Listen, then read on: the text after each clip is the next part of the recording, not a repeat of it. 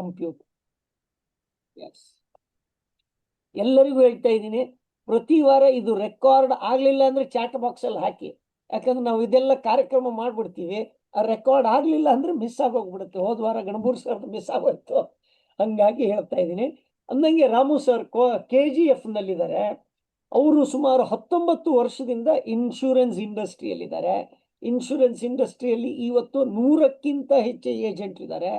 ಹಾಗೇನೇನೆ ಸತತವಾಗಿ ಅವರು ಪರ್ಫಾರ್ಮೆನ್ಸ್ ಚೆನ್ನಾಗಿದೆ. ಹಾಗಾಗಿ ಎಲ್ಲರೂ ವೆಲ್ಕಮ್ ರಾಮು ಸರ್ ಅಂತೇಳಿ ಚಾಟ್ ಬಾಕ್ಸ್ ಅಲ್ಲಿ ಹಾಕ್ಬೋದಾ ದಯವಿಟ್ಟು?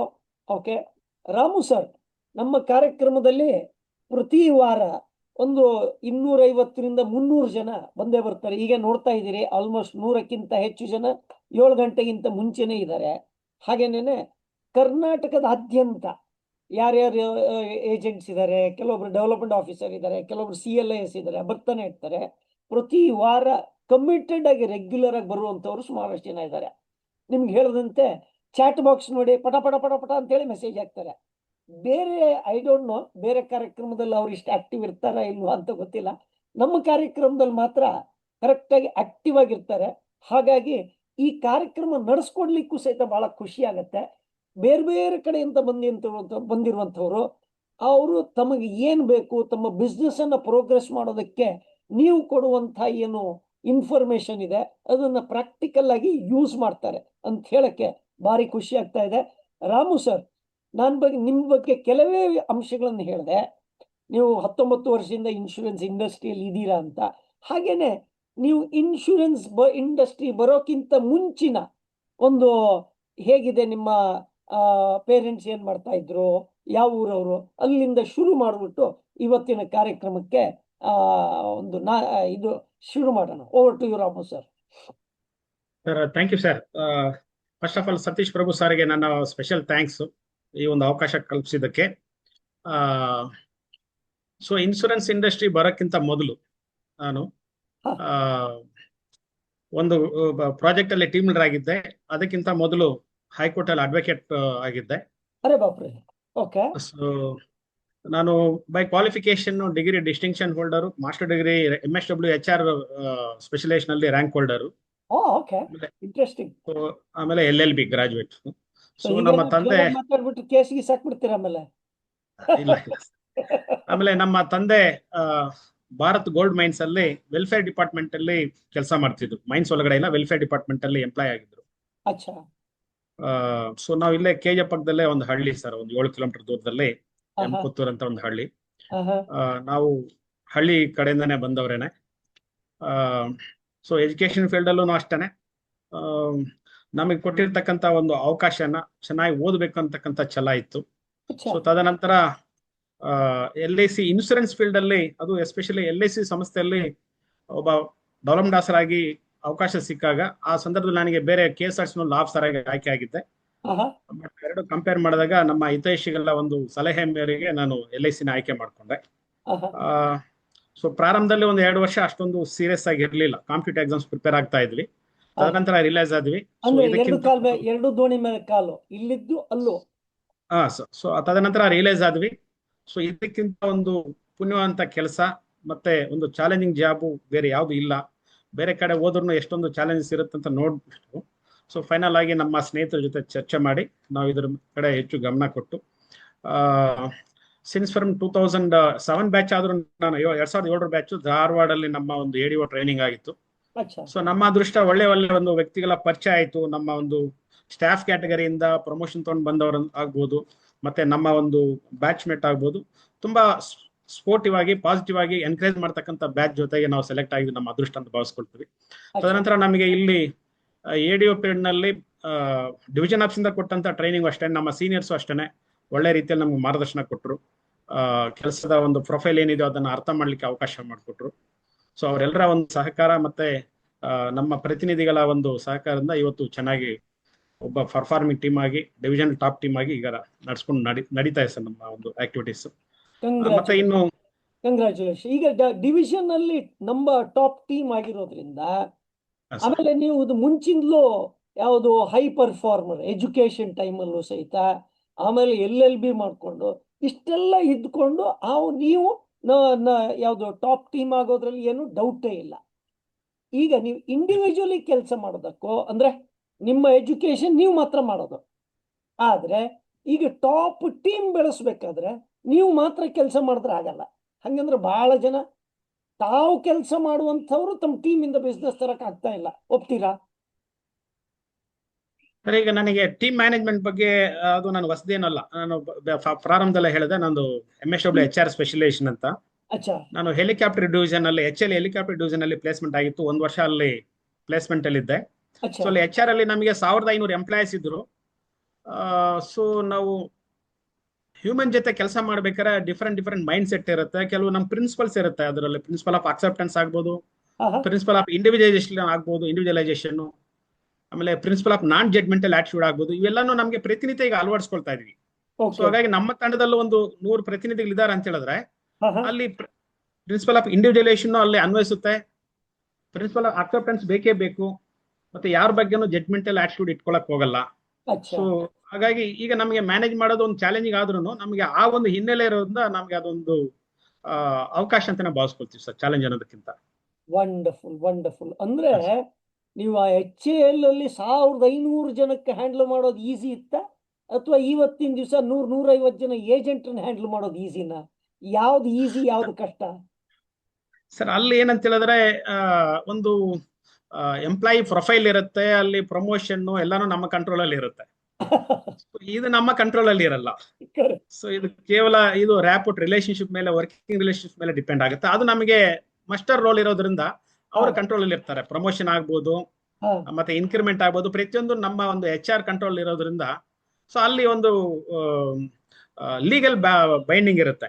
ಸೊ ಇಲ್ಲಿ ಲೀಗಲ್ ಬೈಂಡಿಂಗ್ ಇರಲ್ಲ, ಇಲ್ಲಿ ಎಮೋಷನಲ್ ಮತ್ತೆ ರಿಲೇಶನ್ಶಿಪ್ ಮಾತ್ರ ಬೈಂಡಿಂಗ್ ಇರುತ್ತೆ ಸರ್. ವಂಡರ್ಫುಲ್. ಅಂದ್ರೆ ಈಗ ನಿಮ್ಮಲ್ಲಿ ಏಜೆಂಟ್ ಆಗಿ ಬಂದವರು ಹೈಯೆಸ್ಟ್ ಸಾಧನೆ ಅಂತಂದ್ರೆ ಏನ್ ಸಾಧನೆ ಮಾಡಿದ್ದಾರೆ ನಿಮ್ಮ ಟೀಮ್ ಅಲ್ಲಿ?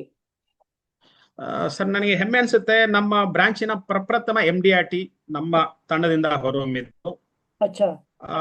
ಪ್ರಪ್ರಥಮ COT ನಮ್ಮ ತಂಡದಿಂದ ಹೊರಹೊಮ್ಮಿದ್ದು. ಪ್ರಪ್ರಥಮ ಗ್ಯಾಲಕ್ಸಿ ಕ್ಲಬ್ ಏಜೆಂಟ್ ನಮ್ಮ ತಂಡದಿಂದಾನೇ ಹೊರಹೊಮ್ಮಿದ್ದು ನಮ್ಮ ಬ್ರಾಂಚ್ ಅಲ್ಲಿ. ಮತ್ತೆ ಈಗ ಪ್ರಪ್ರಥಮ ಒಂದು ಕಾರ್ಪೊರೇಟ್ ಏಜೆಂಟ್ ನಮ್ಮ ಟೀಮ್ ಅಲ್ಲೇ ಇದ್ದಾರೆ sir. Wonderful. So all that corporate agent, ಅದಕ್ಕೆ ಕ್ವಾಲಿಫಿಕೇಶನ್ ಏನ್ ಸರ್? ಅದಕ್ಕೆ ಸರ್ 18 lakhs ಕಮಿಷನ್ ಇರುತ್ತೆ sir. Okay, first year commission. ಹಾ sir. So excluding bonus commission. Okay. So ಈಗ ಕಾರ್ಪೊರೇಟ್ ಕ್ಲಬ್ ಏಜೆಂಟ್ ನಮ್ಮ ತಂಡದಲ್ಲಿ ಈಗ ಪ್ರೆಸೆಂಟ್ ಈ ವರ್ಷ ಕ್ವಾಲಿಫೈ ಆಗಿದ್ದಾರೆ ಸರ್. ಓಕೆ. ಅಂದ್ರೆ ಎಲ್ಲರೂ ಇನ್ಶೂರೆನ್ಸ್ ಬಿಸ್ನೆಸ್ ಮಾಡೋದು ಕಷ್ಟ ಅಂತ ಹೇಳ್ತಾ ಇದ್ದಾರೆ ಕರೆಂಟ್ ಸಿಚುವೇಶನ್ ಹಂಗೆ ಹಿಂಗೆ ಅಂತ ಅಂದ್ಬಿಟ್ಟು. ಆದ್ರೆ ನೀವು ನಿಮ್ಮ ಟೀಮಲ್ಲಿ ಒಬ್ಬರಿಗೆ ಕಾರ್ಪೊರೇಟ್ ಕ್ಲಬ್ ಮೆಂಬರ್ ಮಾಡುವಂತ ಒಂದು ಇದಿದೆ. ಅಂದ್ರೆ ನೀವು ಇವತ್ತಿನ ಕಾರ್ಯಕ್ರಮದ ಹೆಸರಿಗೆ ತಕ್ಕ ಹಾಗೆ ನೀವು ರೆಡಿ ಮಾಡಿದ್ದೀರಾ. ಅಂದ್ರೆ ಕಾಂಪಿಟೇಷನ್ ಅಷ್ಟೇ ಇದೆ, ಅವಕಾಶನೂ ಅಷ್ಟೇ ಇದೆ ಅಂತ ಇವತ್ತಿನ ಕಾರ್ಯಕ್ರಮ. ಈ ಹೆಸರು ಇಡಿ ಅಂತ ಹೇಳೋದಕ್ಕೆ ಉದ್ದೇಶ ಏನು? ಅದ್ರ ಬಗ್ಗೆ ಒಂದು ಸ್ವಲ್ಪ ಮಾಹಿತಿ ಕೊಡ್ಬೋದಾ ಸರ್? ನಿಮ್ಮ ಮಾತನ್ನ ನಾನು ಒಪ್ಕೊಳ್ತೀನಿ. ಯಾಕಂತ ಹೇಳಿದ್ರೆ ಸ್ಪರ್ಧೆ ಅಂತಕ್ಕಂಥದ್ದು 2000 ಇಸ್ವಿಗಿಂತ ಮೊದಲು ಕಂಪೇರ್ ಮಾಡಿದ್ರೆ, ಸೊ ಅವಾಗ ನಮ್ಮಲ್ಲಿ ಕೇವಲ ಒಂದು ಸಂಸ್ಥೆ ಮಾತ್ರ ಇತ್ತು, ಮೊನೋಪಲಿ ಇತ್ತು. ತದನಂತರ ಈಗ ನಮ್ಮ ಜೊತೆಗೆ 26 ಲೈಫ್ ಇನ್ಶೂರೆನ್ಸ್ ಕಂಪ್ನಿಗಳು, ಜೊತೆಗೆ 30 ಜನರಲ್ ಇನ್ಶೂರೆನ್ಸ್ ಕಂಪ್ನಿಗಳು ಒಟ್ಟೊಟ್ಟಿಗೆ ಕೆಲಸ ಮಾಡ್ತಿದ್ವಿ. ಸೊ ಈಗ ಸಂಸ್ಥೆಗಳು ಜಾಸ್ತಿ ಆಗಿದೆ, ಪ್ರೈವೇಟ್ ಕಂಪ್ನಿಯವರು ಜಾಸ್ತಿ ಅಡ್ವರ್ಟೈಸ್ಮೆಂಟ್ ಮಾಡ್ತಿದ್ದಾರೆ, ಬಟ್ ಮಾರ್ಕೆಟಿಂಗ್ LIC ಪ್ರತಿನಿಧಿಗಳು ಮಾಡ್ಕೊಳ್ತಿದ್ದಾರೆ ವಾಸ್ತವವಾಗಿ. ಸೊ ನಮಗೆ ಅವಕಾಶ ಜಾಸ್ತಿ ಆಗಿದೆ, ಸ್ಪರ್ಧೆ ಜಾಸ್ತಿ ಆಗಿದ್ರೂನೇ ಸಹ ಅವಕಾಶಗಳು ನಮ್ಗೆ ಹೆಚ್ಚು ಸಿಗ್ತಾ ಇದೆ.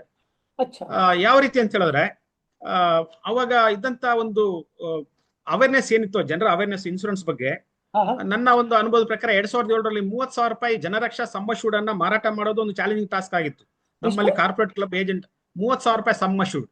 ಅಂದ್ರೆ ಪ್ರೀಮಿಯಂ 1000 ರೂಪಾಯಿ, ಹಾಫ್ ಇಯರ್ಲಿ 1000 ರೂಪಾಯಿ ಇರ್ತಾ ಇತ್ತು ಸರ್. 2,000 ಪರ್ ಆನಮ್ ಪ್ರೀಮಿಯಂ ಮಾರೋದೇ ಕಷ್ಟ ಇತ್ತು ಅವಾಗ. ಇವಾಗ ಸಮ್ ಅಶ್ಯೂರ್ಡ್ ಏನಿದೆಯೋ ಅದ ನಮ್ಮ ಮಿನಿಮಮ್ ಪ್ರೀಮಿಯಂ ಆಗ್ತಾ ಇದೆ. ಅದೇ ಪ್ರತಿನಿಧಿಗಳ ಒಂದು 30,000 ಪ್ರೀಮಿಯಂ ಆಗ್ತಾ ಇದೆ. ಸೊ ಹಾಗಾಗಿ ಜನರಲ್ಲಿ ನಮ್ಮಲ್ಲಿ ಏನಂತ ಹೇಳಿದ್ರೆ ಪರ್ ಕ್ಯಾಪಿಟಲ್ ಇನ್ಕಮ್ ಅಷ್ಟೇನೆ. ನಾವು 2000 ಇಸ್ವಿಗೆ ಕಂಪೇರ್ ಮಾಡಿದ್ರೆ ಕೇವಲ 33,283 ರೂಪಾಯಿ ಇತ್ತು ಪರ್ ಕ್ಯಾಪಿಟಲ್ ಇನ್ಕಮ್. ಈಗ 2,35,000 ಇದೆ.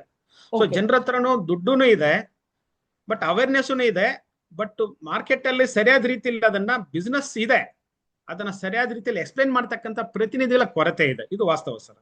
ಓ ಓ ಓ ಒಂದ್ ನಿಮಿಷ, ಎಲ್ಲ ಪಾರ್ಟಿಸಿಪೆಂಟ್ ಎಲ್ಲ ಇದೀರಲ್ವ ರೆಗ್ಯುಲರ್ ಆಗಿ ಬರೋರು, ಎಷ್ಟು ಜನ ಒಪ್ಕೋತೀರಾ? ಮುಂಚೆ ಪ್ರೀಮಿಯಂ ತರೋದು ಕಷ್ಟ ಇತ್ತು, ಇವಾಗ ಪ್ರೀಮಿಯಂ ಸೈಜ್ ದೊಡ್ಡದಾಗಿದೆ ಅಂತ ಎಷ್ಟು ಜನ ಒಪ್ಕೋತೀರಾ? ನಾನು ಅಥವಾ ಮೀ ಅಂತೇಳಿ ಟೈಪ್ ಮಾಡಿ ಅಲ್ವಾ? ಅಂದ್ರೆ agri agri agri agri, very good very good very good.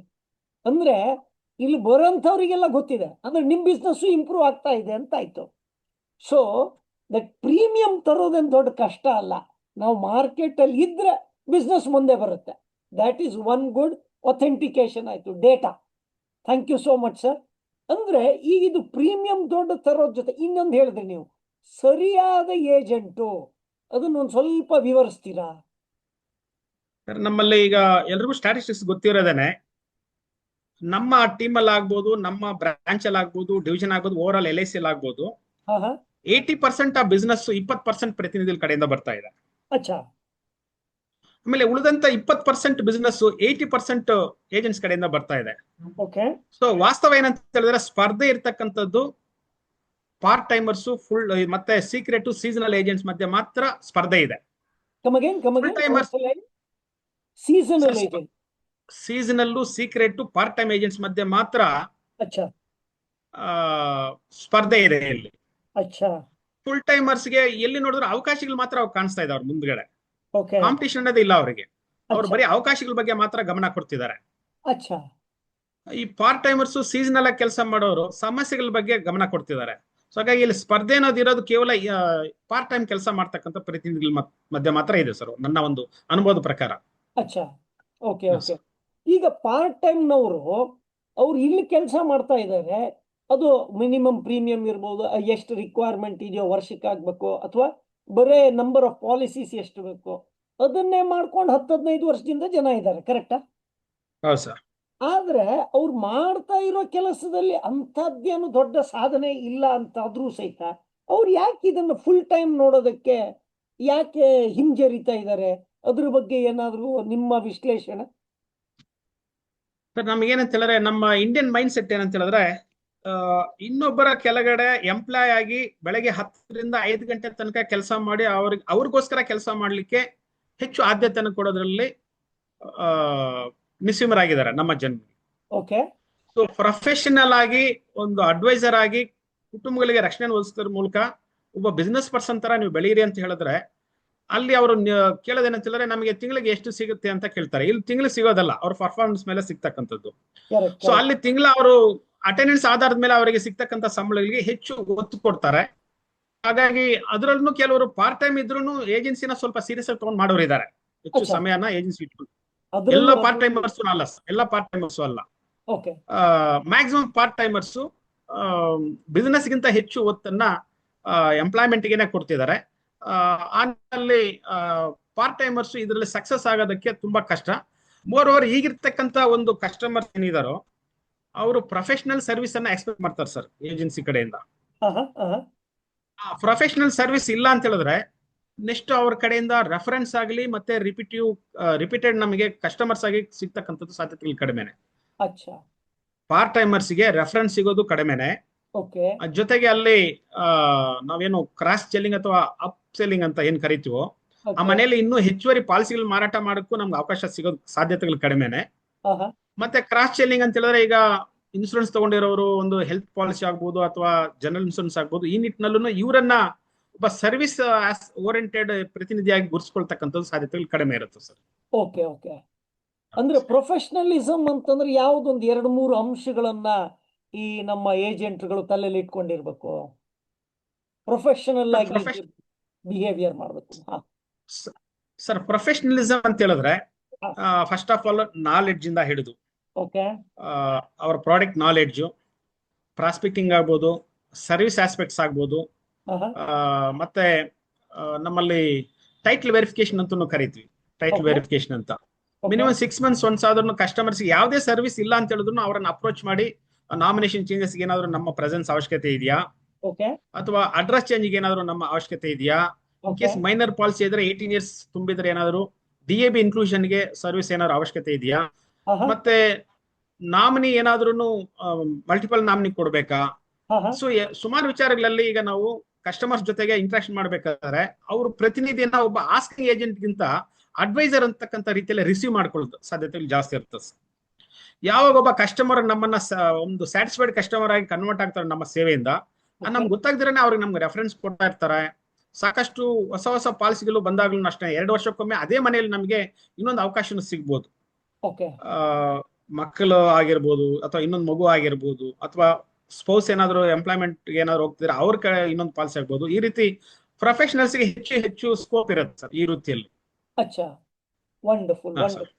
ಅಂದ್ರೆ ಈಗ ನೀವು ಹೇಳಿದ ಪ್ರಕಾರ ಸ್ಪರ್ಧೆ ಅಥವಾ ಕಾಂಪಿಟೇಷನ್ ಇರೋದನ್ನ ನಾವು ಬೇರೆ ದೃಷ್ಟಿಕೋನದಿಂದ ನೋಡಿದಾಗ, ನಾವು ಪ್ರೊಫೆಷನಲ್ ಆಗಿ ಕೆಲಸ ಮಾಡಿದ್ರೆ ಇರೋ ಕಸ್ಟಮರ್ಸೇ ನಮಗೆ ರೆಗ್ಯುಲರ್ ಆಗಿ ರೆಫರೆನ್ಸ್ ಕೊಡ್ತಾರೆ. ಹಾಗಾಗಿ ನಮ್ಮ ಬಿಸ್ನೆಸ್ ಇನ್ನೂ ಹೆಚ್ಚಿನ ರೀತಿಯಲ್ಲಿ ಒಳ್ಳೆ ರೀತಿಯಲ್ಲಿ ಮಾಡಕ್ ಸಾಧ್ಯ ಅಂತ ಹೇಳ್ತಾ ಇದ್ದೀರಾ. ಖಂಡಿತ ಸರ್. ಇದನ್ನ ಬಿಟ್ಟು ಬೇರೆ ಯಾವ ತರ ಅವಕಾಶ ಇದೆ? ಯಾಕಂದ್ರೆ ಸುಮಾರು ಜನ ಹೇಳ್ತಾರೆ, ಇಲ್ಲ ಈಗ ಬಹಳ ಟಫ್ ಆಗಿಬಿಟ್ಟಿದೆ ಮಾರ್ಕೆಟ್, ಕಾಂಪಿಟೇಷನ್ ಜಾಸ್ತಿ ಆಗಿದೆ ಅಂತ ಹೇಳ್ತಾರಲ್ಲ, ಅವರಿಗೆ ನಿಮ್ಮ ಉತ್ತರ ಏನು? ಸರ್, ಈಗ ನಾನು ಈ ಸಂದರ್ಭದಲ್ಲಿ ಶ್ರೀಕೃಷ್ಣ ಅವರ ಒಂದು ಸ್ಟೇಟ್ಮೆಂಟ್ ನಾನು ಇಲ್ಲಿ ಕೋಟ್ ಮಾಡಕ್ ಇಷ್ಟಪಡ್ತೇನೆ. ಆಹಾ, ಸೊ ಕರ್ಮ ನೀವು ಮಾಡಿ, ಫಲವನ್ನ ನಮಗೆ ಬಿಡಿ ಅಂತ. ಅಚ್ಚಾ, ಸೊ ನಮ್ಮ ಎಫರ್ಟ್ಸ್ ನಮ್ಮ ಕೈಲಿದೆ, ರಿಸಲ್ಟ್ಸ್ ನಮ್ಮ ಕೈಲಿಲ್ಲ ಸರ್. ಈ ಮಾರ್ಕೆಟಿಂಗ್ ಫೀಲ್ಡ್ ಅಲ್ಲಿ ಓಕೆ, ಎಫರ್ಟ್ಸ್ ಮಾತ್ರ ನಮ್ಮ ಕೈಲಿದೆ, ಆಹಾ, ಬಟ್ ರಿಸಲ್ಟ್ಸ್ ನಮ್ಮ ಕೈಲಿಲ್ಲ. ಬಟ್ ಕರೆಕ್ಟ್, ಸುಮಾರು ಏಜೆಂಟ್ಗಳು ಏನಂತ ಹೇಳಿದ್ರೆ, ಒಂದೆರಡು ಪ್ರತಿನಿಧಿ ಇದು ಕಸ್ಟಮರ್ಸ್ ಅನ್ನ ಭೇಟಿ ಮಾಡಿ ಅವ್ರೇನಾದ್ರು ರಿಜೆಕ್ಟ್ ಮಾಡಿದ್ರೆ ಇವರನ್ನೇ ರಿಜೆಕ್ಟ್ ಮಾಡ್ಬಿಟ್ರು ಅನ್ನೋ ಮಟ್ಟಕ್ಕೆ ಫೀಲ್ ಆಗ್ತಾರೆ. ವಾಸ್ತವವಾಗಿ ಇವರನ್ನ ರಿಜೆಕ್ಟ್ ಮಾಡಿಲ್ಲ, ಕರೆಕ್ಟ್, ಇವರ ಒಂದು ಪ್ರೆಸೆಂಟೇಷನ್ ಅನ್ನ, ಇವರ ಐಡಿಯಾಸ್ ಅನ್ನ ಮಾತ್ರ ಅವ್ರು ರಿಜೆಕ್ಟ್ ಮಾಡಿರ್ತಾರೆ. ಕರೆಕ್ಟ್, ಕರೆಕ್ಟ್, ಓಕೆ, ಇವರನ್ನ ರಿಜೆಕ್ಟ್ ಮಾಡಿದ್ರು ಅನ್ನೋ ಲೆವೆಲ್ಗೆ ಫೀಲ್ ಆಗ್ತಾರೆ. ಆಹಾ, ಬಟ್ ಪ್ರೊಫೆಷನಲ್ ಆಗಿರ್ತಕ್ಕಂಥ ಪ್ರತಿನಿಧಿಗಳು 10 ಕಸ್ಟಮರ್ಸ್ ರಿಜೆಕ್ಟ್ ಮಾಡಿದ್ರು ಸಹ ಅಚ್ಚಾ, 11ನವರಿಗೋಸ್ಕರ ಕಾಯ್ತಾರೆ. ಇದಕ್ಕೆ ನಾನು ಒಂದು ಉದಾಹರಣೆನೂ ಕೋಟ್ ಮಾಡಕ್ ಇಷ್ಟಪಡ್ತೀನಿ ಸರ್. ನಾನು ಪ್ಲೀಸ್ ಪ್ಲೀಸ್. ನಮ್ಮಲ್ಲಿ ಇಲ್ಲೇನೆ ಪಕ್ಕದ ರಾಜ್ಯದಲ್ಲೇ ಚೆನ್ನೈಯಲ್ಲಿ ಸರವಣನ್ ಅಂತಕ್ಕಂಥ ಒಬ್ಬ ಪ್ರತಿನಿಧಿ ಓಕೆ, ಸುಮಾರು 6 ವರ್ಷಗಳ ಕಾಲ ಒಬ್ಬ ಕಸ್ಟಮರ್ ಅನ್ನ ಫಾಲೋ ಅಪ್ ಮಾಡ್ತಾರೆ. 6 ಇಯರ್ಸ್. ಅಚ್ಚಾ, ಅವರಿಗೆ ಸುಮಾರು 165 ಕೋಟಿ ಪ್ರೀಮಿಯಂ ಅನ್ನ ಕಲೆಕ್ಟ್ ಮಾಡ್ತಕ್ಕಂಥ ಅವಕಾಶ ಸಿಗುತ್ತೆ. 6 ಇಯರ್ಸ್ ಫಾಲೋ ಅಪ್ ಮಾಡಿದ್ದಾರೆ. 6 ಅಚ್ಚಾ, ಇಯರ್ಸ್. ಅಚ್ಚಾ, ಓಕೆ, ಹಾಗಾಗಿ ಇಲ್ಲಿ ನಮ್ಗೆ ಬೇಕಿರ್ತಕ್ಕಂಥದ್ದು ಪರ್ಸಿಸ್ಟೆನ್ಸಿ. ಓಕೆ. ಪರ್ಸಿಸ್ಟೆನ್ಸಿ ಇದ್ದಾಗ ಮಾತ್ರ ನಮ್ಗೆ ಕನ್ಸಿಸ್ಟೆನ್ಸಿ ಕಾಣಿಸುತ್ತೆ ಸರ್. ಅಂದ್ರೆ ನಾವು ನಮ್ಮ ಕೆಲಸವನ್ನ ರೆಗ್ಯುಲರ್ ಆಗಿ ನಾವು ಏನ್ ಮಾಡಬೇಕು ಅಂತ ನಿರ್ಧಾರ ಮಾಡಿದೀವಿ ಅದನ್ನು ಮಾಡ್ಕೋತಾ ಹೋದಾಗ ಇವತ್ತಿಲ್ಲ ನಾಳೆ ರಿಸಲ್ಟ್ ಬಂದೇ ಬರುತ್ತೆ. ಅದು ಇವತ್ತು ಬರ್ಬೋದು ಅಥವಾ ಸ್ವಲ್ಪ ದಿವಸದ ನಂತರ ಬರಬಹುದು. ಇನ್ಫ್ಯಾಕ್ಟ್ ನಾನೊಂದು ಸ್ವಲ್ಪ ದಿವಸದ ಮುಂಚೆ ಈ ವಿಚಾರದಲ್ಲಿ ಒಂದು ವಿಡಿಯೋ ಹಾಕಿದ್ದೆ. ಏನಂತಂದ್ರೆ, ಮಹಾಭಾರತ ಯುದ್ಧದಲ್ಲಿ ಶಲ್ಯ ಅಂತ ಹೇಳಿ ನಮ್ಮ ಕರ್ಣನ ಸಾರಥಿ. ಶಲ್ಯ ನಕುಲ ಮತ್ತು ಸಹದೇವನ ಮಾಮ. ಆದ್ರೆ ಅವು ಕರ್ಣನ ಸಾರಥಿಯ ಇದ್ರೂ ಸಹಿತ ಕರ್ಣನಿಗೆ ನಿನಗೆ ಆಗಲ್ಲ, ನಿನಗೆ ಅರ್ಜುನನಿಗೆ ಸೋಲ್ಸಕ್ ಆಗಲ್ಲ ಅಂತ ಪ್ರತಿ ಸಲ ಹೇಳ್ತಾ ಇರ್ತಾನೆ. ಹಾಗೇನೇನೆ ನಾವು ಒಂದು 4 ಜನಕ್ಕೆ ಭೇಟಿ ಆದ ಕೂಡಲೇ ಇನ್ಶೂರೆನ್ಸ್ ಬೇಡ ಅಂದ ಕೂಡಲೇ ನಮ್ಮ ಮನಸ್ಸಲ್ಲಿ ಆ ಡೌಟ್ ಬರುತ್ತೆ, ಈ ಶಲ್ಯನ ತರ. ಯಾಕಂದ್ರೆ ನಮ್ಮ ಉಪಮನಸ್ಸು ಅಥವಾ ಸುಪ್ತ ಮನಸ್ಸು ಏನಿದೆ, ನಮ್ಗೆ ಏನು ರಿಸಲ್ಟ್ ಸಿಕ್ಕಿಲ್ವೋ ಅದನ್ನು ಪದೇ ಪದೇ ರಿಮೈಂಡ್ ಮಾಡ್ತಾ ಇರುತ್ತೆ. ಅದಕ್ಕೋಸ್ಕರ ಅದೊಂದು ವಿಡಿಯೋ ಮಾಡಿದ್ದೀನಿ. ಆ ವಿಡಿಯೋನ ಇವತ್ತು ಸಾಯಂಕಾಲ ನಿಮ್ಗೆ ಹಂಚ್ಕೊಳ್ತೀನಿ. ದಯವಿಟ್ಟು ಆ ವಿಡಿಯೋ ಕೇಳ್ಕೊಳ್ಳಿ. ಅದೇ ರೀತಿ ಕೃಷ್ಣ ನಮ್ಮ ಅರ್ಜುನನಿಗೆ ಹೇಗೆ ಸಾರಥ್ಯ ಮಾಡ್ಬಿಟ್ಟು ಅವನ ವಿಶ್ವಾಸವನ್ನು ಜಾಸ್ತಿ ಮಾಡ್ತಾನೆ, ನಮ್ಮ ಮನಸ್ಸನ್ನ ನಾವು ಯಾವ ತರ ಉಪಯೋಗ ಮಾಡ್ಕೋಬೇಕು ಅನ್ನೋದು ಆ ವಿಡಿಯೋದಲ್ಲಿ ಹೇಳಿದ್ದೀನಿ. ಅದನ್ನ ಶೇರ್ ಮಾಡ್ಕೊಡ್ತೀನಂತೆ. ಹಾಗೇನೆ ಈಗ ನಿಮ್ಮಲ್ಲಿ ಏನಾದ್ರೂ ಯಾವುದು 100 ಪಾಲಿಸಿ ಮಾಡೋರು, ಶತಕ ವೀರರು ಇದ್ದಾರ? ಎಷ್ಟು ಜನ ಇದ್ದಾರೆ? ನಮ್ಮ ತಂಡದಲ್ಲಿ 400 ಪಾಲಿಸಿ ಮಾಡ್ತಕ್ಕಂಥ ಪ್ರಯತ್ನ ಇದ್ದಾರೆ. 400 ಪಾಲಿಸೀಸ್. ಅಚ್ಚಾ. 300 ಪಾಲಿಸಿ ಮಾಡ್ತಕ್ಕಂಥವ್ರು ಇದ್ದಾರೆ, 200 ಪಾಲಿಸಿ ಮಾಡೋರು ಇದ್ದಾರೆ. ಅರೆ ವಾ. ಪ್ರೀವಿಯಸ್ ಇಯರ್ ನಮ್ಮಲ್ಲಿ 8 ಸೆಂಚುರಿಯನ್ಸ್ ಇದ್ರು ನಮ್ಮ ಟೀಮ್ ಅಲ್ಲಿ. ಅಚ್ಚಾ. ಸೊ ಇದಾರೆ ಸರ್, ಸೆಂಚುರಿಯನ್ಸ್ ಇದ್ದಾರೆ. ಅಂದ್ರೆ KGF ಅಂತ ಊರಲ್ಲಿ ನಿಮ್ಮ ಜನಸಂಖ್ಯೆ ಎಷ್ಟು ಸ್ವಾಮಿ? ಯಾಕಂದ್ರೆ ನಿಮ್ಮ 800 ಪಾಲಿಸಿ ತಗೊಂಬಂದಿದ್ದಾರೆ ಅಂತಂದ್ರೆ, ಶತಕವೀರರು ಇದ್ದಾರೆ ಅಂತಂದ್ರೆ. Over to you sir. Sir, ಈಗ ಇಲ್ಲಿ ಏನಂತ ಹೇಳಿದ್ರೆ, ನಾನು ಅದನ್ನ ಮತ್ತೆ ರಿಪೀಟ್ ಮಾಡ್ತೇನೆ. ನಾವು ಕೆಲವು ಯಾವ್ದನ್ನ ನಾವು ಜನರಲೈಸ್ ಮಾಡಬೇಕು, ಯಾವ್ದನ್ನ ಸ್ಪೆಸಿಫಿಕ್ ಮಾಡಬೇಕು ಅಂತಕ್ಕಂಥ ಮೈಂಡ್ ಸೆಟ್ ಇರ್ಬೇಕು ಸರ್ ಪ್ರತಿನಿಧಿಗಳಿಗೆ. ಯಾರೋ ಕೆಲವು ರಿಜೆಕ್ಟ್ ಮಾಡ್ತಾರೆ ಅಂತೇಳಿ ಎಲ್ಲರೂ ರಿಜೆಕ್ಟ್ ಮಾಡ್ತಿದ್ದಾರೆ ಅನ್ನೋ ಮಟ್ಟಕ್ಕೆ ಮಾತಾಡೋರು ಜಾಸ್ತಿ ಇದ್ದಾರೆ. ಏನು 80% ಪ್ರತಿನಿಧಿ ನಾವು ಹೇಳಿದ್ವು, ಕೆಲವರು ಪಾಲಿಸಿ ತಗೊಂಡಿಲ್ಲ ಅಂತ ಹೇಳಿದ್ರೆ ಯಾರು ತಗೊಳ್ತಾ ಇಲ್ಲ ಪಾಲಿಸಿ. Correct correct. ಕೆಲವರು ರಿಜೆಕ್ಟ್ ಮಾಡಿದ್ರೆ ಎಲ್ರು ರಿಜೆಕ್ಟ್ ಮಾಡ್ತಿದ್ದಾರೆ. ಹಾ ಹಾ ಹಾ. ಕೆಲವರು ಪ್ರೀಮಿಯಂ ಅನ್ನ ರಿಬೇಟ್ ಕೇಳ್ತಾರೆ ಅಂತೆಲ್ಲ ಎಲ್ಲರೂ ರಿಬೇಟ್ ಕೇಳ್ತಾರೆ. ಈ ರೀತಿ ಕೆಲವರನ್ನ ಹಲವರನ್ನ ರೀತಿಯಲ್ಲಿ ಪ್ರಾಜೆಕ್ಟ್ ಮಾಡಕ್ ಹೋಗ್ತಿದ್ದಾರೆ. ಕೆಲವರು ಹಲವರು, ಅದನ್ನ ಹಲವರು ವ್ಯತ್ಯಾಸವನ್ನ ನಾವು ಗಮನಿಸಬೇಕು. ವಂಡರ್ಫುಲ್. ಸೊ ವಾಸ್ತವ ಏನಂತ ಹೇಳಿದ್ರೆ ಬಿಸ್ನೆಸ್ ಅನ್ನೋದು ಮಾರ್ಕೆಟ್ ಅಲ್ಲಿ ಇಲ್ಲ ಸರ್. ಬಿಸ್ನೆಸ್ ಅನ್ನೋದು ಮೈಂಡ್ ಅಲ್ಲಿ ಇದೆ. ಅಚ್ಚಾ. ಬಿಸ್ನೆಸ್ ಅನ್ನೋದು ಮಾರ್ಕೆಟ್ ಇಲ್ಲ. ಮಾರ್ಕೆಟ್ ಎಲ್ರು ಒಂದೇನೆ, ಮಾರ್ಕೆಟ್ ಎಲ್ರಿಗೂ ಒಂದೇನೆ.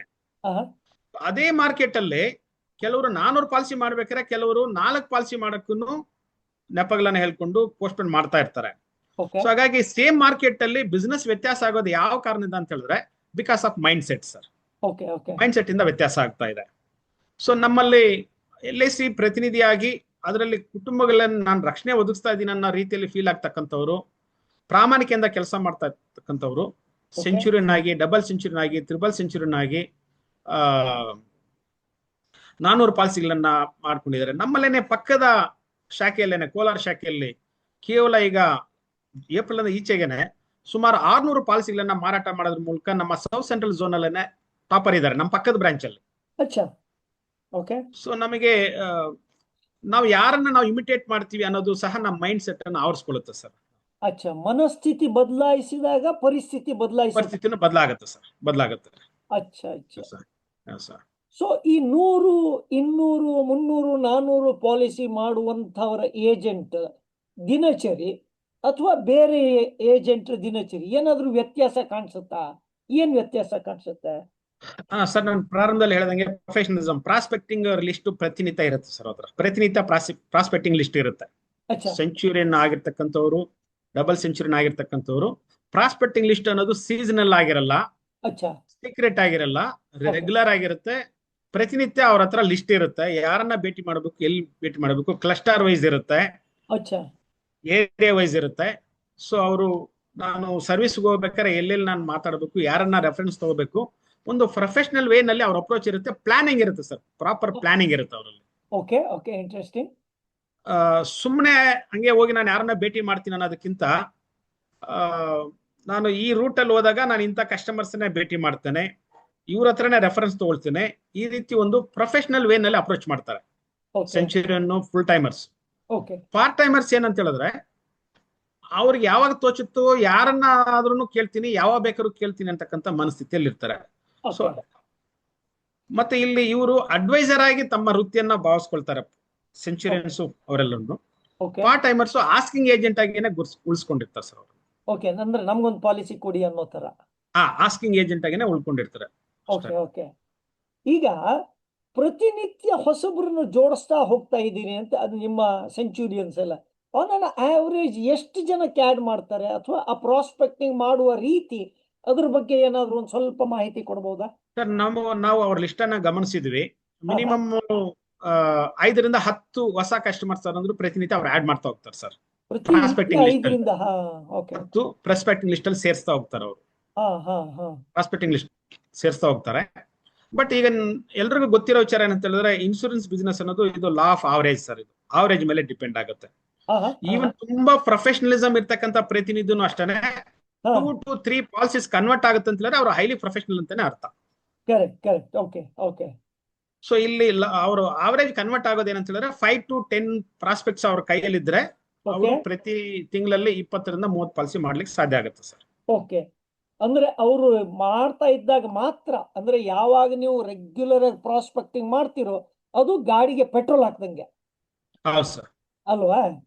ಸೊ ಆವಾಗ ಮಾತ್ರ ನಿಮ್ಗೆ ರಿಸಲ್ಟ್ ಬರೋಕ್ ಸಾಧ್ಯ. ಅದರಿಂದ ಪ್ರಾಸ್ಪೆಕ್ಟಿಂಗ್ ಅನ್ನೋದನ್ನ ಈಗಿಲ್ಲ, ಇವರೆಲ್ಲ ಈಗ ಯಾರು 100, 200, 300 ಪಾಲಿಸಿ ಮಾಡೋರು ಕೆಲವಾರು ವರ್ಷಗಳಿಂದ ಏಜೆಂಟ್ ಇದ್ದಾರೆ ತಾನೆ. ಅಷ್ಟೆಲ್ಲ ವರ್ಷದಿಂದ ಇದ್ರೂ ಸಹಿತ ಹೊಸಬ್ರನ್ನ ಹುಡುಕ್ತಾ ಇರ್ತಾರ. ಹೊಸಬ್ರನ್ನ ಹುಡುಕ್ತಾ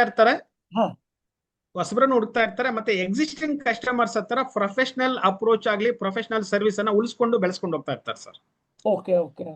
ಸೊ ಅಲ್ಲಿ ಕನ್ವರ್ಷನ್ ರೇಷಿಯೋ ಯಾಕೆ ಜಾಸ್ತಿ ಆಗುತ್ತೆ ಅಂತ ಹೇಳಿದ್ರೆ ಅವರು ಸ್ಯಾಟಿಸ್ಫೈಡ್ ಕಸ್ಟಮರ್ಸ್ ರೆಫರೆನ್ಸ್ ಕೊಡೋದು ಕೋಲ್ಡ್ ಕ್ಯಾನ್ವಾಸ್ ಗಿಂತ ತುಂಬಾ ಎಫೆಕ್ಟಿವ್ ಆಗಿರುತ್ತೆ ಸರ್. ಯಾಕಂದ್ರೆ 50% work ಮುಗ್ದೋಗಿರುತ್ತೆ satisfied customers.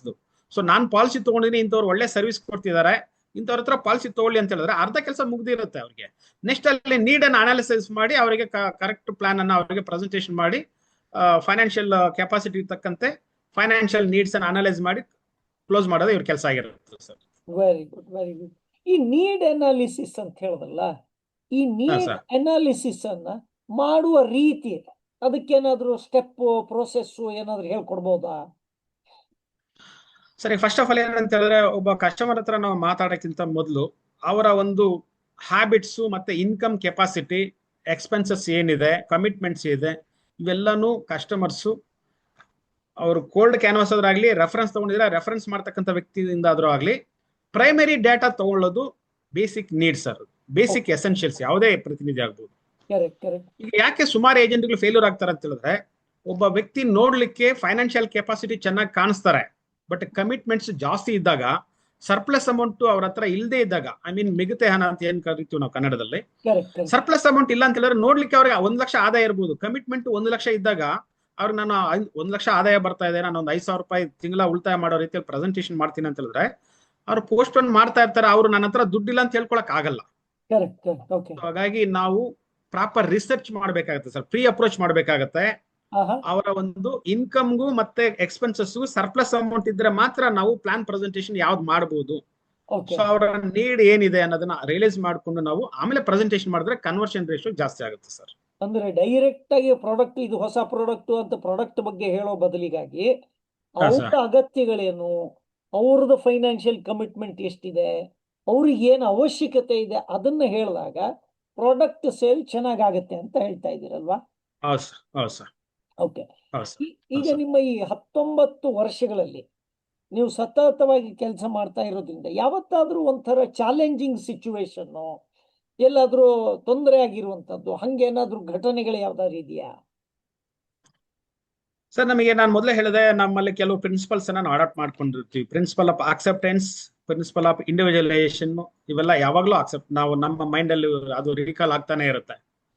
So ಯಾವ್ದೊಂದು situation ಇದ್ರೂ ಅದಕ್ಕೆ ನಾವು ಎಲ್ಲಿ ರಿಯಾಕ್ಟ್ ಆಗ್ಬೇಕು, ಎಲ್ಲಿ ರಿಯಾಕ್ಟ್ ಆಗ್ಬಾರ್ದು, ಯಾವ್ದನ್ನ ಕ್ಯಾರಿ ಮಾಡ್ಬೇಕು, ಯಾವ್ದನ್ನ ಕ್ಯಾರಿ ಮಾಡಬಾರ್ದು ಅನ್ನೋದನ್ನ ನಮಗೆ ಲಿಮಿಟೇಷನ್ ಇರುತ್ತೆ ಸರ್. ಇದನ್ನ ನಾವು ಮೈಂಡ್ ಸೆಟ್ ಅಂತ ಕರಿತೀವಿ. ಕೆಲವನ್ನ ನಾವು ಇಗ್ನೋರ್ ಮಾಡ್ಬೇಕಾಗತ್ತೆ.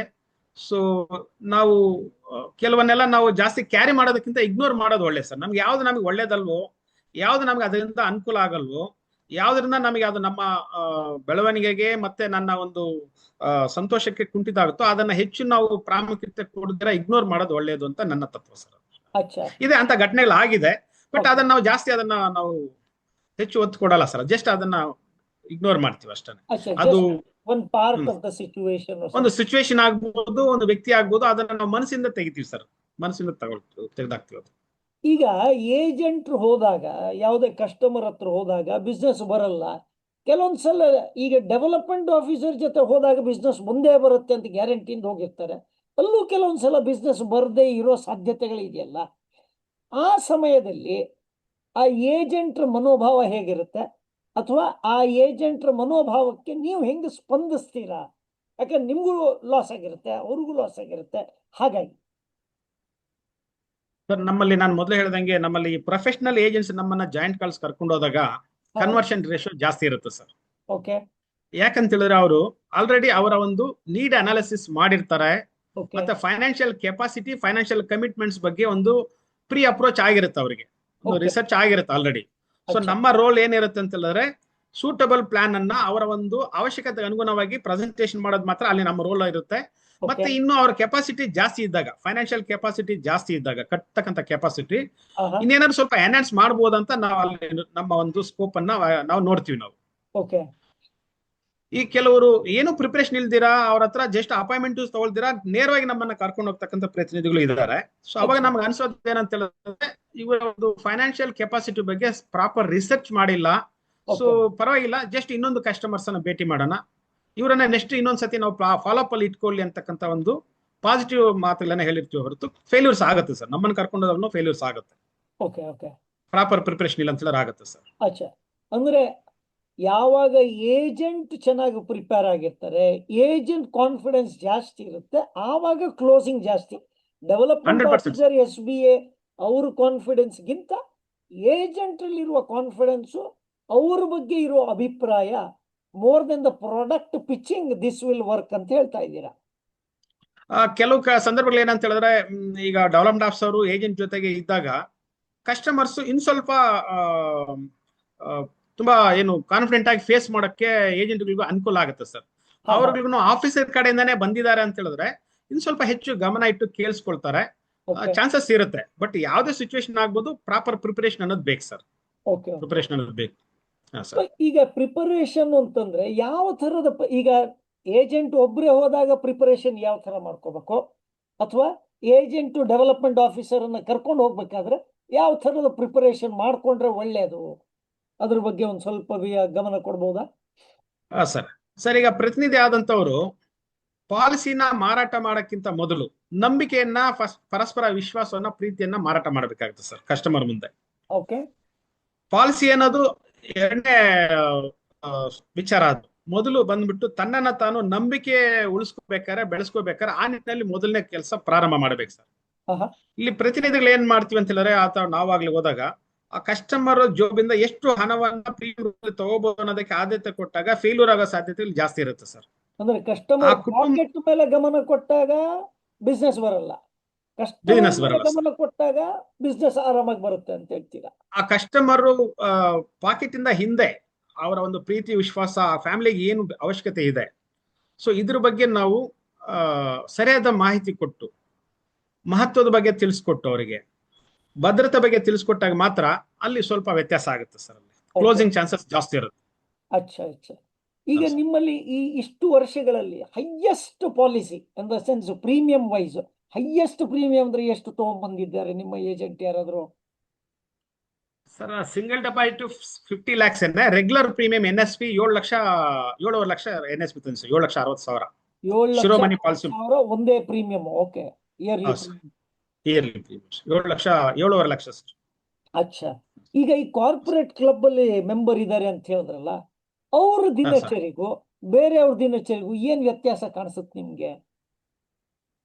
ಸರ್ ಅವರಲ್ಲಿ ಏನಂತ ಹೇಳಿದ್ರೆ, ಏನೇ ಕೆಲಸ ಅವ್ರಿಗೂ ಇರೋದು 24 ಗಂಟೆ, ಉಳಿದವರಿಗಿರೋದು 24 ಗಂಟೆ. ಒಬ್ಬರಿಗೆ KGF ಅಂತ ಊರಲ್ಲಿ ಕಾರ್ಪೊರೇಟ್ ಕ್ಲಬ್ ಮೆಂಬರ್ಶಿಪ್ ಆಗ್ಲಿಕ್ಕೆ ಸಾಧ್ಯ ಆಗೋದಾದ್ರೆ ಅವರಲ್ಲಿ ಏನೋ ಒಂದು ವಿಶೇಷ ಗುಣ ಇರಬೇಕು. ಅವ್ರು ಮಾಡೋ ರೀತಿಯಲ್ಲಿ ಅಥವಾ ಅವರ ಕರ್ತವ್ಯದಲ್ಲಿ ಏನೋ ಒಂದು ಹೊಸತನ ಇದೆಯಾ? ಏನಿದೆ ನಿಮ್ಗನ್ಸಿತ್ತು ಹೇಳ್ಬೋದಾ ಪ್ಲೀಸ್? ಸರ್ ಏನಂತ ಹೇಳಿದ್ರೆ, ನಮ್ಮಲ್ಲಿ ಕಾರ್ಪೊರೇಟ್ ಕ್ಲಬ್ ಆಗಿರೋರಾಗ್ಬೋದು, ಫುಲ್ ಟೈಮರ್ಸ್ ಆಗ್ಬೋದು, ಬಿಸಿನೆಸ್ ಇವತ್ತು ಕನ್ವರ್ಟ್ ಆಗುತ್ತೋ ಇಲ್ಲೋ ಸೆಕೆಂಡರಿ ಅದು. ಬಟ್ ನಾನು ಫೀಲ್ಡ್ ಅಲ್ಲಿ ಕಸ್ಟಮರ್ಸ್ ಅನ್ನ ಭೇಟಿ ಮಾಡ್ಲೇಬೇಕು. ಒಂದಷ್ಟು ಜನರನ್ನ ನಾನು ಹೊಸ ವಿಚಾರಕ್ಕೆ ನಾನು ಭೇಟಿ ಮಾಡ್ಲೇಬೇಕು, ಸರ್ವಿಸ್ ಆಸ್ಪೆಕ್ಟ್ಸ್ ನಾನು ಭೇಟಿ ಮಾಡ್ಲೇಬೇಕು. ಹಾಗಾಗಿ ಫೀಲ್ಡ್ ಅಲ್ಲಿ ಯಾರು ಹೆಚ್ಚು ಹೆಚ್ಚು ಕಾಣಿಸ್ಕೊಳ್ತಾರೋ ಕಸ್ಟಮರ್ ಮುಂದ್ಗಡೆ, ಅವರು ಜಾಸ್ತಿ ಬಿಸ್ನೆಸ್ ಅನ್ನ ತರ್ತಿದ್ದಾರೆ ಸರ್. ಫೀಲ್ಡ್ ಅಲ್ಲಿ ಹೆಚ್ಚು ಹೆಚ್ಚು ಕಸ್ಟಮರ್ ಮುಂದೆ ಕಾಣಿಸ್ಕೊಳ್ಳೋರು ಹೆಚ್ಚು ಬಿಸ್ನೆಸ್ ಅನ್ನ ತರ್ತಿದ್ದಾರೆ, ಅಷ್ಟೇ ವ್ಯತ್ಯಾಸ. ಈಗ ನಿಮ್ಮಲ್ಲಿ ಸಹಿತ ಆವರೇಜ್ ಪ್ರೀಮಿಯಂ ಲೆಕ್ಕ ಕೆಲವೊಬ್ರು ಏಜೆಂಟ್ಸ್ ಆವರೇಜ್ ಪ್ರೀಮಿಯಂ ಕಡಿಮೆ ಇರುತ್ತೆ, ಕೆಲವೊಬ್ರದ್ದು ಆವರೇಜ್ ಪ್ರೀಮಿಯಂ ಜಾಸ್ತಿ ಇರುತ್ತೆ. ಈ ಎರಡು ಕ್ಯಾಟಗರಿಯಲ್ಲಿ ಹೈಯರ್ ಪ್ರೀಮಿಯಂ ತರುವಂತವರ ಮಾಡುವ ಕೆಲಸದ ರೀತಿಯಲ್ಲಿ ಏನಾದ್ರೂ ಸ್ಪೆಷಲೈಸೇಷನ್ ಇರುತ್ತಾ? ನಮ್ಮಲ್ಲಿ ಹೈಯೆಸ್ಟ್ ಮಾಡೋರು ಏನಂತ ಹೇಳಿದ್ರೆ, ಹೆಚ್ಚು ಸಮ್ ಅಶ್ಯೂರ್ಡ್ ಪ್ರೀಮಿಯಂ ಓರಿಯೆಂಟೆಡ್ ಜೊತೆಗೆ ನಂಬರ್ ಜೊತೆಗೆ ಪ್ರೀಮಿಯಂಗೂ ಗಮನ ಕೊಡ್ತಾರೆ. ಇಯರ್ಲಿ ಪ್ರೀಮಿಯಂ ಹೆಚ್ಚು ಫೋಕಸ್ ಮಾಡ್ತಾರೆ sir. Okay. Annual premium. Yearly ಪ್ರೀಮಿಯಂಗೆ ಹೆಚ್ಚು ಫೋಕಸ್ ಮಾಡ್ತಾರೆ, ಕ್ವಾರ್ಟರ್ಲಿ ಮಾಡೋದೇ ಇಲ್ಲ. ಓಕೆ. ಹಾಫ್ ಇಯರ್ಲಿ 5 to 10% ಮಾತ್ರ ಇರುತ್ತೆ 400 ಪಾಲಿಸಿನಲ್ಲಿ. ಸೊ ಹಾಗಾಗಿ ಪ್ರೀಮಿಯಂ ಅಲ್ಲಿ ಕ್ವಾಲಿಟಿ ಇರುತ್ತೆ ಸರ್. ಲ್ಯಾಪ್ಸೇಷನ್ ಲೆಸ್ ದೆನ್ 2 to 3% ಇರುತ್ತೆ. 400 ಪಾಲಿಸಿ ಮಾಡ್ತಕ್ಕಂಥವ್ರ ಲ್ಯಾಪ್ಸೇಷನ್ ಲೆಸ್ ದೆನ್ 2 to 3% ಇರುತ್ತೆ ಸರ್. ಅಂದ್ರೆ ನಂಬರ್ ಆಫ್ ಪಾಲಿಸಿ ಜಾಸ್ತಿ ಮಾಡಿದ್ರು ಸಹಿತ ಲ್ಯಾಪ್ಸೇಷನ್ ಆಗಿರಲ್ಲ. ಬ್ಯೂಟಿ ಅಂದ್ರೆ ಈ ವರ್ಷ 400 ಮಾಡಿದ್ರೆ ಹೋದ ವರ್ಷನೂ ಒಂದ್ 300-350 ಮಾಡಿರ್ತಾರೆ. ಕಳೆದ 5 ವರ್ಷ ಲೆಕ್ಕ ಹಾಕಿದ್ರೆ ಅದೇ ಒಂದ್ 2,000 ಜನ ಆಗಿರುತ್ತಲ್ವಾ? ಅಷ್ಟಾದ್ರೂ ಹೆಂಗ್ ಮೇಂಟೈನ್ ಮಾಡ್ತಾರೆ ಅವರು? How is that they maintain the customer base?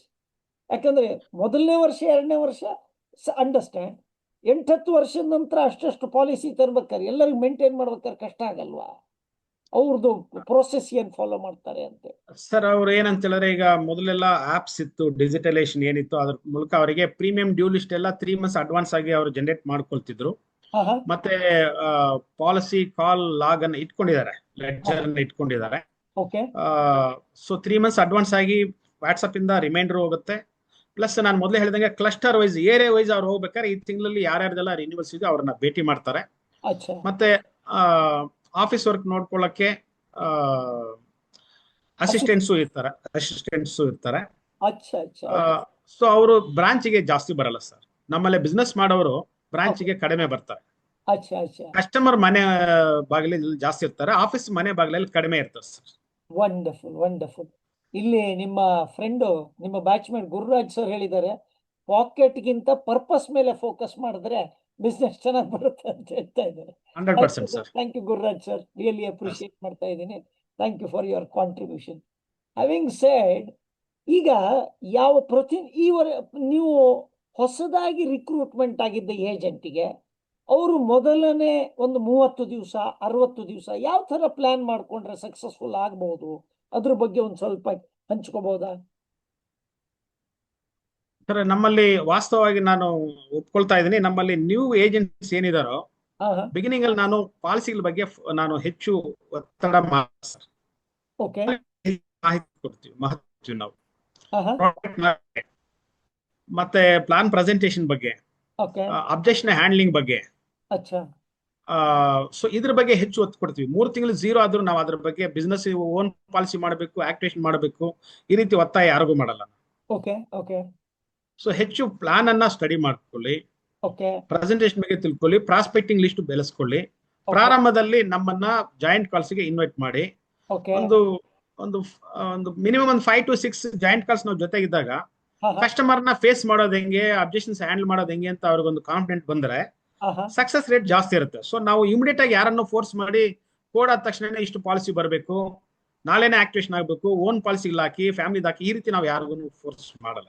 Okay okay, wonderful wonderful. ಈಗ ಈಗ ನಾನು ಏಜೆಂಟ್ ಅಂತ ಇಟ್ಕೊಳ್ಳಿ, ನಿಮ್ ಜೊತೆ ಬರ್ತೀನಿ. ಈಗ ನಿಮ್ ಜೊತೆ ಒಂದು 5 ಸಲ ಕಾಲ್ ಮಾಡಿದಾಗ ನಾನು ತಿಳ್ಕೊತೀನಿ ಅಂತ ನೀವು ಅನ್ಕೊಂಡಿದ್ದಾರೆ, ಕರೆಕ್ಟಾ? ನಾನು ಏನ್ ತಿಳ್ಕೊಂಡಿದ್ದೀನಿ ಅಂತ ಪ್ರತಿ ಕಾಲ್ ಆದ್ಮೇಲೆ ನೀವೇನಾದ್ರೂ ಡಿಸ್ಕಷನ್ ಏನಾದ್ರು ಮಾಡ್ತೀರಾ? ಯಾಕಂದ್ರೆ ಒಂದು ಎಕ್ಸಾಂಪಲ್ ಕೊಡ್ತೀನಿ. ನಾನು ಏಜೆಂಟು ನಿಮ್ಮನ್ನ ಒಬ್ಬ ಕಸ್ಟಮರ್ ಹತ್ರ ಕರ್ಕೊಂಡು ಹೋದೆ, ಧರ್ಮೇಂದ್ರನ್ ಅವ್ರ ಹತ್ರ ಕರ್ಕೊಂಡು ಹೋದ. ಆಯ್ತಾ, ಅಲ್ಲಿ ಕಾಲ್ ಆಯ್ತು, ಕಾಲ್ ಆದ ಕೂಡಲೇ ಬಂದ್ಬಿಟ್ಟೆ. ನೀವು ಅನ್ಕೊಂಡಿದ್ದೀರಾ ನೀವು ಹೇಳಿದ್ದು ರೀತಿ, ಪ್ರೊಸೆಸ್ಸು, ಯಾವ ತರ ಇಂಟ್ರಾಕ್ಟ್ ಮಾಡಿದ್ರಿ ಅದನ್ನೆಲ್ಲ ನಾನು ಕಲಿತೀನಿ ಅಂತ ನೀವು ಅನ್ಕೊಂಡಿದ್ದೀರಾ. ಆದ್ರೆ ಇವತ್ತಿನ ಹುಡುಗರು ಹೊಸೊಬ್ರು ಏನಿದ್ದಾರೆ, ಅವ್ರ ತಲೆಯಲ್ಲೇನು, ನಮ್ಮ SBI ಇದ್ದಾರೆ, ಕರ್ಕೊಂಡು ಬಂದು ಅವ್ರನ್ನ ಕಸ್ಟಮರ್ ಕೂರಿಸ್ಬಿಟ್ರೆ ಅವರೆಲ್ಲ ಒಳ್ಳೆ ಕನ್ವಿನ್ಸ್ ಮಾಡ್ಬಿಡ್ತಾರೆ, ನಾನೇನು ಕಲಿಬೇಕಾದ ಅವಶ್ಯಕತೆ ಇಲ್ಲ ಅಂತನ್ನೋರ ಸಂಖ್ಯೆನೂ ಇದೆಯಲ್ಲ, ಅದಕ್ಕೋಸ್ಕರ ಕೇಳ್ತಾ ಇದ್ದೀನಿ. ಸರ್ ಅದು ಏನಂತ ಹೇಳಿದ್ರೆ, ಹೆಚ್ಚು ದಿವಸ ಅಂತ ಪ್ರತಿನಿಧಿಗಳು ಈ ವೃತ್ತಿಯಲ್ಲಿ ಉಳ್ಕೊಳಕ್ ಕಷ್ಟ ಆಗುತ್ತೆ ಸರ್. ಗಮನವಿಟ್ಟು ಕೇಳಬೇಕಾಗತ್ತೆ, ಇನ್ವಾಲ್ವ್ ಆಗ್ಬೇಕಾಗತ್ತೆ. ಎಲ್ಲಾನು ನಾವೇ ಮಾಡಿ ಅವ್ರಿಗೆ ಆಗ್ತಂತಿಲ್ಲ. ನಮ್ಮಲ್ಲಿ ಒಂದು ನಾನು ಮಾಸ್ಟರ್ ನಮ್ಮ ಕ್ವಾಲಿಫಿಕೇಶನ್ ಬಗ್ಗೆ ಮಾತಾಡ್ತಿದ್ದೆ, ಅದರಲ್ಲಿ ನಮ್ದು ಒಂದು ಇದು ಇರುತ್ತೆ, ಒಂದು statement, helping the people to help themselves ಅಂತ. Helping the people to help themselves ಅಂತ ನಾನು ಅದನ್ನ ಅಳವಡಿಸ್ಕೊಳ್ತೀನಿ. ನಮ್ಮ ಮಾಸ್ಟರ್ ಡಿಗ್ರಿ ಕೊಟೇಶನ್ ಏನಿದೆಯೋ ಅದು ನನ್ನ ಈವನ್ ವಾಟ್ಸಪ್ ಅಲ್ಲೂ ನನ್ನ ಮೆಸೇಜ್ ಅಲ್ಲಿ ಇರುತ್ತೆ. ಸೊ ನಾವು ಅವ್ರ ಇಂಡಿಪೆಂಡೆಂಟ್ ಆಗಿ ಕೆಲಸ ಮಾಡ್ಲಿಕ್ಕೆ ಏನ್ ಬೇಕೋ ಅದನ್ನ ಅವರಿಗೆ ಟ್ರೈನಿಂಗ್ ಕೊಡ್ಬೇಕೆ ಹೊರತು ಅವ್ರು ನನ್ನ ಮೇಲೆ ಡಿಪೆಂಡ್ ಆಗಿರೋ ರೀತಿಯಲ್ಲ ಉಳಿಸ್ಕೊಂಡ್ರೆ ಅವ್ರು ನನಗೆ ಲಯಬಲ್ ಆಗ್ತಾರೆ ಸರ್, ಲಯಬಿಲಿಟಿ ಆಗ್ತಾರೆ ಫ್ಯೂಚರ್ ಅಲ್ಲಿ. ಸೊ ಹಾಗಾಗಿ ನಾವು ಹೆಚ್ಚು ಅವ್ರು ಇನ್ವಾಲ್ವ್ ಆಗ್ಲಿ ಅಂತ, ಕಲ್ತ್ಕೊಳ್ಳಿ ಅಂತ ನಾವು ಟ್ರೈನಿಂಗ್ ಕೊಡ್ತೀವಿ ಹೊರತು ಅವ್ರು ನಮ್ಮನ್ನ ಬಿಟ್ಬಿಟ್ಟು ಅವ್ರು ಎಲ್ಲೋ ಆರಾಮಾಗಿರತ್ತಾರ ಅಂತ ಹೇಳಿದ್ರೆ ಅದು ಮತ್ತೆ ಮತ್ತೆ ನಾವು ಕೇಳಿದಾಗ್ಲೆಲ್ಲ ನಾವು ಅವರಿಗೆ ಟ್ರೈನಿಂಗ್ ಕೊಡ್ತಾ ಇರಕ್ ಆಗಲ್ಲ.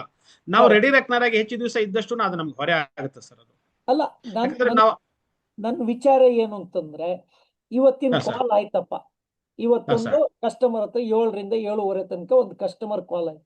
ಕಾಲಿಂದ ಹೊರಗಡೆ ಬಂದ ಕೂಡ್ಲೆ ಒಂದು 5 ರಿಂದ 10 ನಿಮಿಷ ನೀವೇನಾದ್ರೂ ಅವ್ರ ಹತ್ರ ಡಿಸ್ಕಷನ್ ಮಾಡ್ತಾ ಇದ್ರೆ, ಅಂದ್ರೆ ಏನಪ್ಪಾ ಸತೀಶ್ ಇವತ್ತು ಏನ್ ಅನ್ನಿಸ್ತು, ಕಸ್ಟಮರ್ ಹೆಂಗ್ ಅನ್ಸಿದ್ರು, ಕಸ್ಟಮರ್ ಯಾವ ರೀತಿ ಎಲ್ಲ ಪ್ರಶ್ನೆ ಹಾಕಿದ್ರು, ಈ ಪ್ರಶ್ನೆ ನಿಮ್ ಒಬ್ಬರೇ ಇದ್ರೆ ಉತ್ತರ ಮಾಡಕ್ ಆಗ್ತಿತ್ತಾ, ನಾನು ಯಾವ ತರ ಪ್ರಶ್ನೆ ಕೇಳಿದೆ, ನಾನು ಏನೇನು ಪ್ರಶ್ನೆ ಕೇಳಿದೆ ಅಂತ ನೀವು ಕಾಲ್ ಆದ ನಂತರ ಒಂದು 10 ನಿಮಿಷ, ಕಾಲ್ಗಿಂತ ಮುಂಚೆ ಒಂದು 10 ನಿಮಿಷ ತಯಾರಿ ಮಾಡಿದ್ರೆ ಈ call program effectiveness, in the sense meeting effectiveness ಇನ್ನೂ ಚೆನ್ನಾಗಿ ಆಗ್ಬಹುದಾ, ಅದೊಂದು ವಿಚಾರ ಅಷ್ಟೇ ಸರ್. 100% ಯಾಕಂತ ಹೇಳಿದ್ರೆ ನಾನು ಮೊದಲೇ ಹೇಳ್ದಂಗೆ ನಾವು ಪ್ರೀ ಅಪ್ರೋಚ್ ಹತ್ರ ರಿಸರ್ಚ್ ಮಾಡಿ ನಾವು ಕಸ್ಟಮರ್ ಮುಂದೆ ಹೋದಾಗ ಆ ಇನ್ಫಾರ್ಮೇಶನ್ ನನ್ಗೂ ಮೊದಲೇ ಶೇರ್ ಆಗಿದ್ದಾಗ ಅವರು ಏನ್ ಕೆಲಸ ಮಾಡ್ತಿದ್ದಾರೆ, ಮಕ್ಳು ಎಷ್ಟಿದ್ದಾರೆ, ಅವ್ರು ಏನೇನ್ ಕಮಿಟ್ಮೆಂಟ್ಸ್ ಇದೆ, ಎಲ್ಲಿ ಓದ್ತಿದ್ದಾರೆ, ಹಾ ಹಾ ಸೋರ್ಸ್ ಆಫ್ ಇನ್ಕಮ್ ಏನಿದೆ ಇವೆಲ್ಲ ನಮ್ಗೆ ಒಂದು ಪ್ರೈಮರಿ ಡೇಟಾ ನಮ್ಮ ಹತ್ರ ಇದ್ರೆ ಹಾ ಹಾ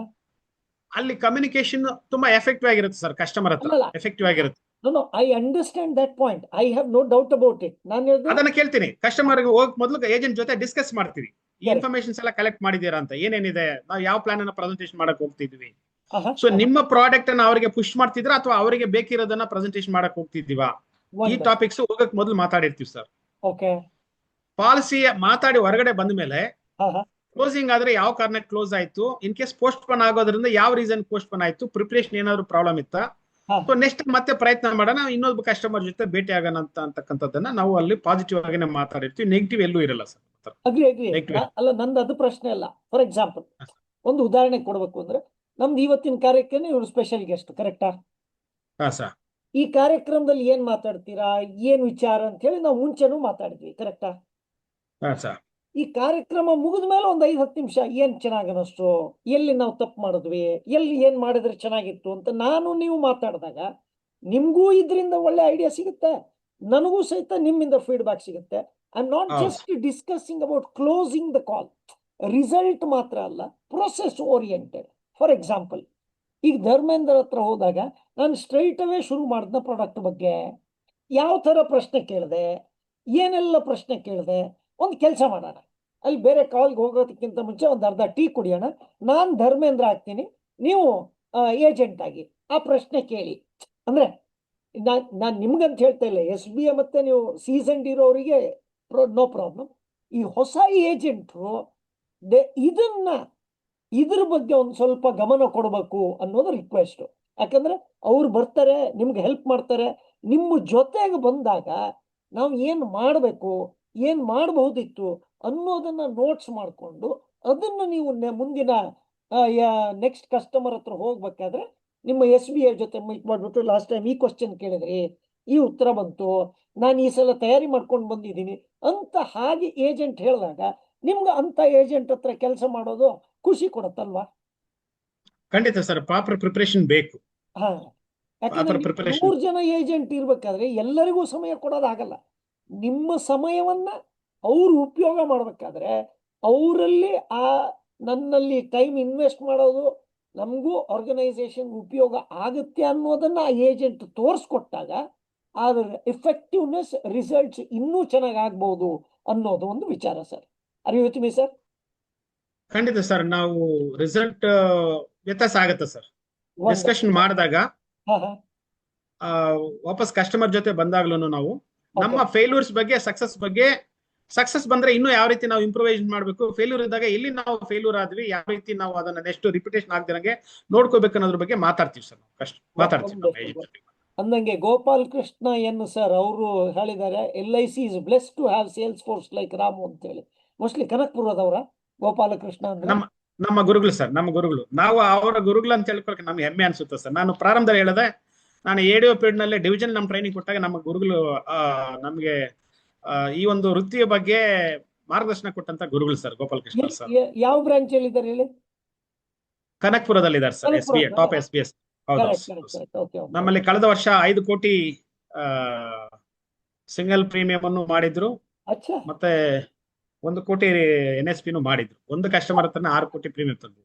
ವಂಡರ್ಫುಲ್. ಅಂದ್ರೆ ಈಗ ನಿಮ್ಮಲ್ಲಿರುವಂತ SBS, ಇನ್ನೊಬ್ರು ಡೆವಲಪ್ಮೆಂಟ್ ಆಫೀಸು ಹಿಂಗ ಪರ್ಫಾರ್ಮೆನ್ಸ್ ಮಾಡಿದಾಗ ನಿಮ್ಮಲ್ಲಿ ಏನ್ ವಿಚಾರ ಬರುತ್ತೆ? 5 ಕೋಟಿ 6 ಕೋಟಿ ಮಾಡ್ಬಿಟ್ಟಿದ್ದಾರೆ ಅಂದಾಗ ನಿಮ್ಮಲ್ಲಿ ಯಾವ ತರ ವಿಚಾರ ಬರುತ್ತೆ ಅಂತ? ನಮ್ಗೇನಂತ ಹೇಳಿದ್ರೆ, ಬೇರೆಯವ್ರು ಮಾಡ್ತಾರೆ ಅಂತ ಹೇಳಿದ್ರೆ ನಮ್ಮ ಕೈಲೂ ಆಗುತ್ತೆ. ಫಸ್ಟ್ ನಮ್ಮ ಮೈಂಡ್ ಅಲ್ಲಿ ಬರೋದೇನಂತ ಹೇಳಿದ್ರೆ, ಸೊ ಬೇರೆಯವ್ರು ಮಾಡ್ತಾರೆ ಅಂದ್ರೆ ನನ್ನ ಕೈಲೂ ಆಗುತ್ತೆ. ಬಟ್ ಅವ್ರು ಮಾಡೋ ರೀತಿಯಲ್ಲಿ ಪ್ರಿಪರೇಷನ್ ಮತ್ತೆ ಆ ರೀತಿ ಸೆಗ್ಮೆಂಟ್ಸ್ ಅನ್ನ ನಾವು ಅಪ್ರೋಚ್ ಮಾಡ್ತಕ್ಕಂಥ ನಾಲೆಡ್ಜ್ ನಾನು ಅಪ್ಡೇಟ್ ಮಾಡ್ಕೊಂಡು ನಮ್ಮ ಏಜೆನ್ಸಿಗೆ ಅಪ್ಡೇಟ್ ಮಾಡ್ಲಿಕ್ಕೆ ನಾನು ತಯಾರಿದ್ದೀನ, ಈ ಪ್ರಶ್ನೆ ಬರುತ್ತೆ ಸರ್. ಸೊ ಖಂಡಿತ, ಯಾಕಂತ ಹೇಳಿದ್ರೆ ನಮಗೆ 6 ಕೋಟಿ ಅಂದಾಗ ನಾನು ಆ ಸೆಗ್ಮೆಂಟ್ ಅಲ್ಲಿ ಒಬ್ಬ ಪ್ರತಿನಿಧಿನ ಪ್ಲಾಂಟ್ ಮಾಡಬೇಕು, ಮೋಟಿವೇಶನ್ ಮಾಡಬೇಕು, ಸಾಧ್ಯ ಆಗುತ್ತೆ. ಯಾಕಂದ್ರೆ ಪ್ರೀಮಿಯಂ ಇರ್ತಕ್ಕಂಥವ್ರು ಇದ್ದಾರೆ, ನಮ್ಮಲ್ಲಿ ಇದ್ದಾರೆ, ಪ್ರೀಮಿಯಂ ಕಟ್ತಕ್ಕಂಥ ಕೆಪಾಸಿಟಿ ಅವರು ಇದ್ದಾರೆ. ನಾನು ಪ್ರಾರಂಭದಲ್ಲಿ ಹೇಳಿದೆ, ಮಾರ್ಕೆಟ್ ನಲ್ಲಿ ಬಿಸ್ನೆಸ್ ಇದೆ, ಅದನ್ನ ಸರಿಯಾದ ರೀತಿಯಲ್ಲಿ ಎಕ್ಸ್ಪ್ಲೈನ್ ಮಾಡೋರು ಇಲ್ಲ ಫೀಲ್ಡ್ ಅಲ್ಲಿ. ಸೊ ನಮ್ಮ ಟೀಮ್ ಅಲ್ಲೂ ಆ ಒಂದು ಸೆಗ್ಮೆಂಟ್ ಅನ್ನು ಅಪ್ರೋಚ್ ಮಾಡ್ತಕ್ಕಂಥ ಏಜೆಂಟ್ ಸ್ಟ್ರೆಂತ್ ನಮ್ಮಲ್ಲಿ ಬೇಕು ಅಂತಕ್ಕಂಥದ್ದನ್ನ ನಾವು ನಮ್ಮಲ್ಲಿ ಸುಮಾರು ಬಾರಿ ಯೋಚನೆ ಮಾಡಿದ್ವಿ ಸರ್ ನಾವು. ಹಾ ಸರ್ ವೆರಿ ಮಾಡಿದ್ವಿ. Good, very good. ಈಗ ಹಾ ಸರ್. ಕರೆಂಟ್ ಸಿಚುವೇಶನ್ ಅಲ್ಲಿ ಪ್ರೈವೇಟ್ ಲೈಫ್ ಇನ್ಶೂರೆನ್ಸ್ ಕಂಪನಿಯಿಂದ ಯಾವ ತರದ ಚಾಲೆಂಜ್ ಎದುರಿಸ್ತಾ ಇದ್ದೀರಿ ನೀವು? ನಾನು ಪ್ರಾರಂಭದಲ್ಲಿ ಒಂದು ಸೆಂಟೆನ್ಸ್ ಹೇಳಿದೆ ಸರ್. ಪ್ರೈವೇಟ್ ಅವರು ತುಂಬಾ ಮಾರ್ಕೆಟಿಂಗ್ ಹೆಚ್ಚು ಒತ್ತು ಕೊಡ್ತಿದ್ದಾರೆ, ಓಕೆ ಪಬ್ಲಿಸಿಟಿಗೆ ಹೆಚ್ಚು ಒತ್ತು ಕೊಡ್ತಿದ್ದಾರೆ. ಓಕೆ ನಮ್ಮಲ್ಲಿ ಅದನ್ನ ಎನ್ಕೇಜ್ ಮಾಡ್ಕೊಳ್ತಕ್ಕಂಥ ಪ್ರತಿನಿಧಿಗಳು ಇದ್ದಾರೆ ಓಕೆ. ನಮ್ಮಲ್ಲಿ. ಯಾಕಂತೇಳಿ ನಮ್ದು ಬ್ರ್ಯಾಂಡ್ ಇಮೇಜ್ ಇದೆ, ಹಾ ಹಾ. ಕ್ಲೇಮ್ ರೇಷಿಯೋ 99.41% ಇದೆ, okay asset under management more than 59 lakhs crores ಇದೆ. ಓಕೆ ಸೊ ಹಾಗಾಗಿ ನಮಗೆ ಎಲ್ಲರೂ ಕಸ್ಟಮರ್ ಹತ್ರ ಹೋದಾಗ LIC ಮಾಡಿದೀರಾ ಅಂತ ಹೇಳ್ತಾರೆ ಹೊರತು ಬ್ರ್ಯಾಂಡ್ ಇಮೇಜ್ ನಮಗೆ ಅಷ್ಟೊಂದು ಅನುಕೂಲಕರವಾಗಿದೆ ಸರ್. ಓಕೆ ಅದನ್ನ ಎನ್ಕೇಜ್ ಮಾಡ್ಕೊಳ್ತಕ್ಕಂಥದ್ದು ನಮ್ಮ ಒಂದು ಮೈಂಡ್ ಸೆಟ್ ಮೇಲೆ ಡಿಪೆಂಡ್ ಆಗಿದೆ. ಓಕೆ ಪ್ರೈವೇಟ್ ಅಲ್ಲಿ ಏನಂತ ಹೇಳಿದ್ರೆ, ಈಗ ನಮ್ಮಲ್ಲಿ ಸುಮಾರು ಪ್ರತಿನಿಧಿಗಳಾಗ್ಬೋದು ಅಥವಾ ಅದರಲ್ಲಿ ಇನ್ವಾಲ್ವ್ ಆಗಿರೋರು ಇವತ್ತಿರೋರು ನಾಳೆ ಅಲ್ಲಿದ್ದಾರ ಅಂತ ಗೊತ್ತಿಲ್ಲ. ಓಕೆ ನಮ್ಮಲ್ಲಿ ಈಗ ಆಲ್ಮೋಸ್ಟ್ ಈಗ 70ನೇ ವರ್ಷಕ್ಕೆ ಕಾಲಿಡ್ತಾ ಇದೀವಿ. ಕಸ್ಟಮರ್ಸ್ಗೆ ಅನುಕೂಲ ಆಗೋ ರೀತಿಯಲ್ಲಿ ಎಲ್ಲಾ ಪ್ಲಾನ್ಗಳು ಇದೆ, ಓಕೆ ಸರ್ವಿಸ್ ಇದೆ, ಪ್ರೊಫೆಷನಲ್ ಏಜೆಂಟ್ಸ್ ಇದ್ದಾರೆ. 80% ಪಾರ್ಟ್ ಟೈಮರ್ಸ್ ಇದ್ರು 20% ಏನಿದಾರೋ ಅವ್ರು ಇನ್ನೂ LIC ನ ಉಳಿಸಿ ಬೆಳೆಸ್ತಿದ್ದಾರೆ ಸರ್ ಅವರು. ಅಚ್ಚಾ. ಸೊ ಹಾಗಾಗಿ ಆ ಸರ್ವಿಸ್ ಅಂತಕ್ಕಂಥದ್ದು LIC ನ ಪ್ರಾರಂಭದಲ್ಲಿ, ಬೇಕಾದ್ರೆ ನಾನು ಇನ್ನೊಂದು 2 ನಿಮಿಷ ಹೆಚ್ಚುವರಿ ಮಾತಾಡ್ಬಿಡ್ತೀನಿ ಸರ್ ಈ ಟಾಪಿಕ್ ನಲ್ಲಿ. ಪ್ಲೀಸ್. ಪ್ರೈವೇಟೈಸೇಷನ್ ಏನು ಇನ್ಸೂರೆನ್ಸ್ ಪೆನಿಟ್ರೇಷನ್ ಎಂಟ್ರಿ ಆದಾಗ ನಮ್ಮಲ್ಲಿ ಇನ್ಸೂರೆನ್ಸ್ ಫೀಲ್ಡ್ಗೆ, ಅವಾಗ ಲೈಸೆನ್ಸ್ ತಗೋಬೇಕಾದ್ರೆ ಇನ್ಸೂರೆನ್ಸ್ ಲೈಸೆನ್ಸ್ ಅಂತಿತ್ತು ಅವಾಗ ಪ್ರೈವೇಟ್ ಅವ್ರ ಎಂಟ್ರಿ ಆದಾಗ. ಇನ್ನು 5 ವರ್ಷದಲ್ಲಿ ಮೋಸ್ಟ್ಲಿ ಬೇರೆ ಕಂಪ್ನೀಸ್, ಗವರ್ಮೆಂಟ್ ಕಂಪ್ನೀಸ್ ಇದ್ದಂಗೆ LIC ಮಾರ್ಕೆಟ್ ಅಲ್ಲಿ ಇರಲ್ಲ ಅಂತ ಒಂದು ಟಾಕ್ಸ್ ನಡೀತಾ ಇತ್ತು. ಓಕೆ. ಬಟ್ ಆದ್ರೂ ಈಗ ನಾವು ಇನ್ಸ್ಪೈಟ್ ಆಫ್ 26 ಕಂಪ್ನೀಸ್ ಇದ್ರು ಮಾರ್ಕೆಟ್ ಶೇರ್ ಎಲ್ಲೂ ನಮ್ದೇನು ಕುಂಠಿತ ಆಗ್ತಾ ಇಲ್ಲ. ಓಕೆ. ಡಿವಿಡೆಂಟ್ ಅಷ್ಟೇ ಲಾಸ್ಟ್ ಟೈಮ್ ಈಗ 12,207 ಕೋಟಿನ ನಾವು ಈಗ ಗೌರ್ಮೆಂಟ್ ಕೊಟ್ಟಿದ್ವಿ, ಪ್ರಾಫಿಟಬಲ್ ಆರ್ಗನೈಸೇಷನ್ ಅಂತ ಹೇಳಕ್ಕೆ. ಅದಕ್ಕಿಂತ ಬೇರೆ ನಮಗೆ ಬೇರೆ ಇನ್ನೇನು ಎವಿಡೆನ್ಸ್ ಬೇಕಿಲ್ಲ. ಸೊ ಇಲ್ಲಿ ಪ್ರೈವೇಟ್ ಗವರ್ಮೆಂಟ್ ಅನ್ನೋದಕ್ಕಿಂತ ನಾವು ಬ್ರ್ಯಾಂಡ್ ಅನ್ನ ಎಷ್ಟು ಮಟ್ಟಿಗೆ ನಾವು ಎನ್ಕ್ಯಾಶ್ ಮಾಡ್ಕೊಳ್ತೀವೋ ಸಕ್ಸಸ್ ಅಷ್ಟು ನಮಗೆ ವ್ಯತ್ಯಾಸ ಆಗುತ್ತೆ ಸರ್ ಪ್ರತಿನಿಧಿಗಳಿಗೆ. ಇತ್ತೀಚೆಗೆ ಬಂದಿರತಕ್ಕಂತ ಹೊಸ ಪ್ರತಿನಿಧಿಗಳು ಅವರು ಮಾಡುವ ಮಾರ್ಕೆಟಿಂಗ್ ಆಕ್ಟಿವಿಟೀಸ್, ಡಿಜಿಟಲ್ ಮೆಥಡಾಲಜಿ ಅದೇನಾದ್ರೂ ಮಾಡಿದ್ ನೀವು ಗಮನಿಸಿದೀರಾ, ಅಥವಾ ನಿಮ್ಮ ಏಜೆಂಟ್ ಯಾರು ಮಾಡ್ತಾ ಇದ್ದೀರಾ? ಅಂದ್ರೆ ಡಿಜಿಟಲ್ ವೇ ಆಫ್ ಕಮ್ಯುನಿಕೇಶನ್, ಅದನ್ನ ಅದ್ರ ಬಗ್ಗೆ ಒಂದು ಸ್ವಲ್ಪ ಮಾಹಿತಿ ಕೊಟ್ರೆ ಚೆನ್ನಾಗಿದೆ ಸರ್. ಈಗ ಹೀಗಿರ್ತಕ್ಕಂಥ ಜನರೇಷನ್, ನಾನು ಮೊದಲು ಪ್ರಾರಂಭದಲ್ಲಿ ಜೆನ್ಜಿ ಅಂತಕ್ಕಂಥವ್ರು, ಅವರಿಗೆ ಫಿಸಿಕಲ್ ಆಗಿ ಅವರನ್ನು ಅಪ್ರೋಚ್ ಮಾಡ್ಲಿಕ್ಕೆ ಟೈಮ್ ಕೊಡ್ತಕ್ಕಂಥದ್ದು ತುಂಬಾ ಕಡಿಮೆ ಸರ್, ತುಂಬಾ ಕಡಿಮೆ. ಸೊ ಅವರು ಡಿಜಿಟಲ್ ಪ್ಲಾಟ್ಫಾರ್ಮ್ಗೆ ಹೆಚ್ಚು ಆದ್ಯತೆ ಕೊಡ್ತಾರೆ. ಮತ್ತೆ ಡಿಜಿಟಲೈಸೇಷನ್ ನಾವು ಅಕ್ಸೆಪ್ಟ್ ಮಾಡ್ಕೊಳ್ಳೋ ಉದಾಹರಣೆಗೆ ಆನಂದ ಆಪ್ ಅಂತ ತಗೊಂಡ ಈಗ. ಸೊ ನಾವು ಎಲ್ಲೋ ದೂರದಲ್ಲಿ ಇರ್ತಕ್ಕಂಥ ಒಂದು ಕಸ್ಟಮರ್ಸ್ ಭೇಟಿ ಮಾಡ್ಲಿಕ್ಕೆ ಅವಕಾಶ ಸಿಗುತ್ತೆ. ಮತ್ತೆ ಫಿಸಿಕಲ್ ಆಗಿ ನಾವು ಅವ್ರನ್ನ ಭೇಟಿ ಮಾಡೋ ಅವಶ್ಯಕತೆನೇ ಇಲ್ಲ. ಡಾಕ್ಯುಮೆಂಟೇಶನ್ ತುಂಬಾ ಸುಲಭ ಆಗುತ್ತೆ. ಇಲ್ಲಿ ಕನ್ಯಾಕುಮಾರಿಯಲ್ಲಿ ಕೂತಿರೋರು ಕಾಶ್ಮೀರದಲ್ಲಿ ಇರ್ತಕ್ಕಂಥ ಕಸ್ಟಮರ್ಸ್ ಅನ್ನ ತುಂಬಾ ಸುಲಭವಾಗಿ 10 ನಿಮಿಷದಲ್ಲಿ ಪಾಲಿಸಿದಾರರಾಗಿ ಕನ್ವರ್ಟ್ ಮಾಡ್ತಕ್ಕಂಥ ಪ್ರಾಸ್ಪೆಕ್ಟ್ ಅನ್ನ ಕ್ಲೈಂಟ್ ಆಗಿ ಕನ್ವರ್ಟ್ ಮಾಡ್ತಕ್ಕಂಥ ಅವಕಾಶ ಇದೆ. ಸರ್ವಿಸ್ ತುಂಬಾ ಅನುಕೂಲ ಆಗ್ತಾ ಇದೆ. ಸರ್ವಿಸ್ ನಾಳೆ ಫ್ಯೂಚರ್ ಅಲ್ಲಿ ಅಷ್ಟೇ ಕ್ಲೈಂಟ್ ಸೆಟಲ್ಮೆಂಟ್ ಆಗ್ಬೋದು, ಪಾಲಿಸಿ ಸರ್ವಿಸ್ ತುಂಬಾ ಅನುಕೂಲ ಆಗುತ್ತೆ. ಸೊ ಡಿಜಿಟಲೈಸೇಷನ್ ನಾವು ಒಪ್ಕೊಂಡಿಲ್ಲ ಅಂತ ಹೇಳಿದ್ರೆ, ನಾಳೆ ನಾವು ಅಪ್ಡೇಟ್ ಆಗಿಲ್ಲ ಅಂತ ಹೇಳಿದ್ರೆ ಖಂಡಿತ ಔಟ್ಡೇಟ್ ಆಗ್ಬಿಡ್ತೀವಿ ಸರ್.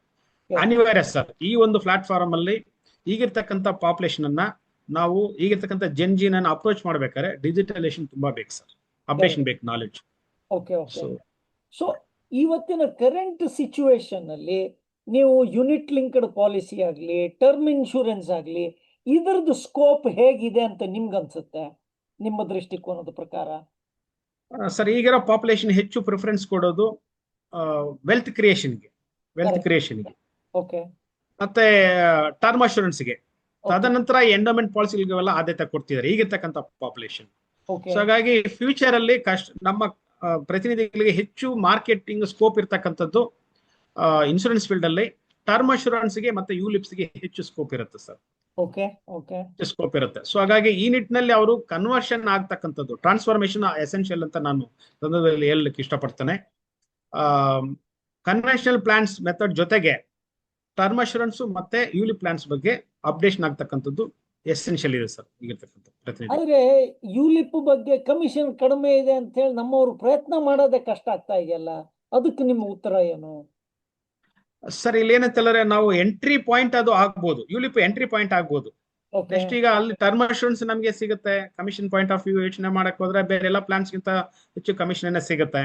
ಓಕೆ ಅದ್ರ ಜೊತೆಗೆ ನಾವು ಕೇವಲ ಯುಲಿಪ್ ಒಂದೇನೆ ಎಲ್ಲಾ purpose which is the best method of investment ಅಂತ ಹೇಳಿದ್ರೆ ಇಲ್ಲಿ ಮಿಕ್ಸ್ ಯಾವ್ದು ಇದೇನೆ ಬೆಸ್ಟ್, ಯುಲಿಪ್ ಒಂದೇ ಬೆಸ್ಟ್ ಅಂತ ಹೇಳಕ್ ಆಗಲ್ಲ. It is a mix.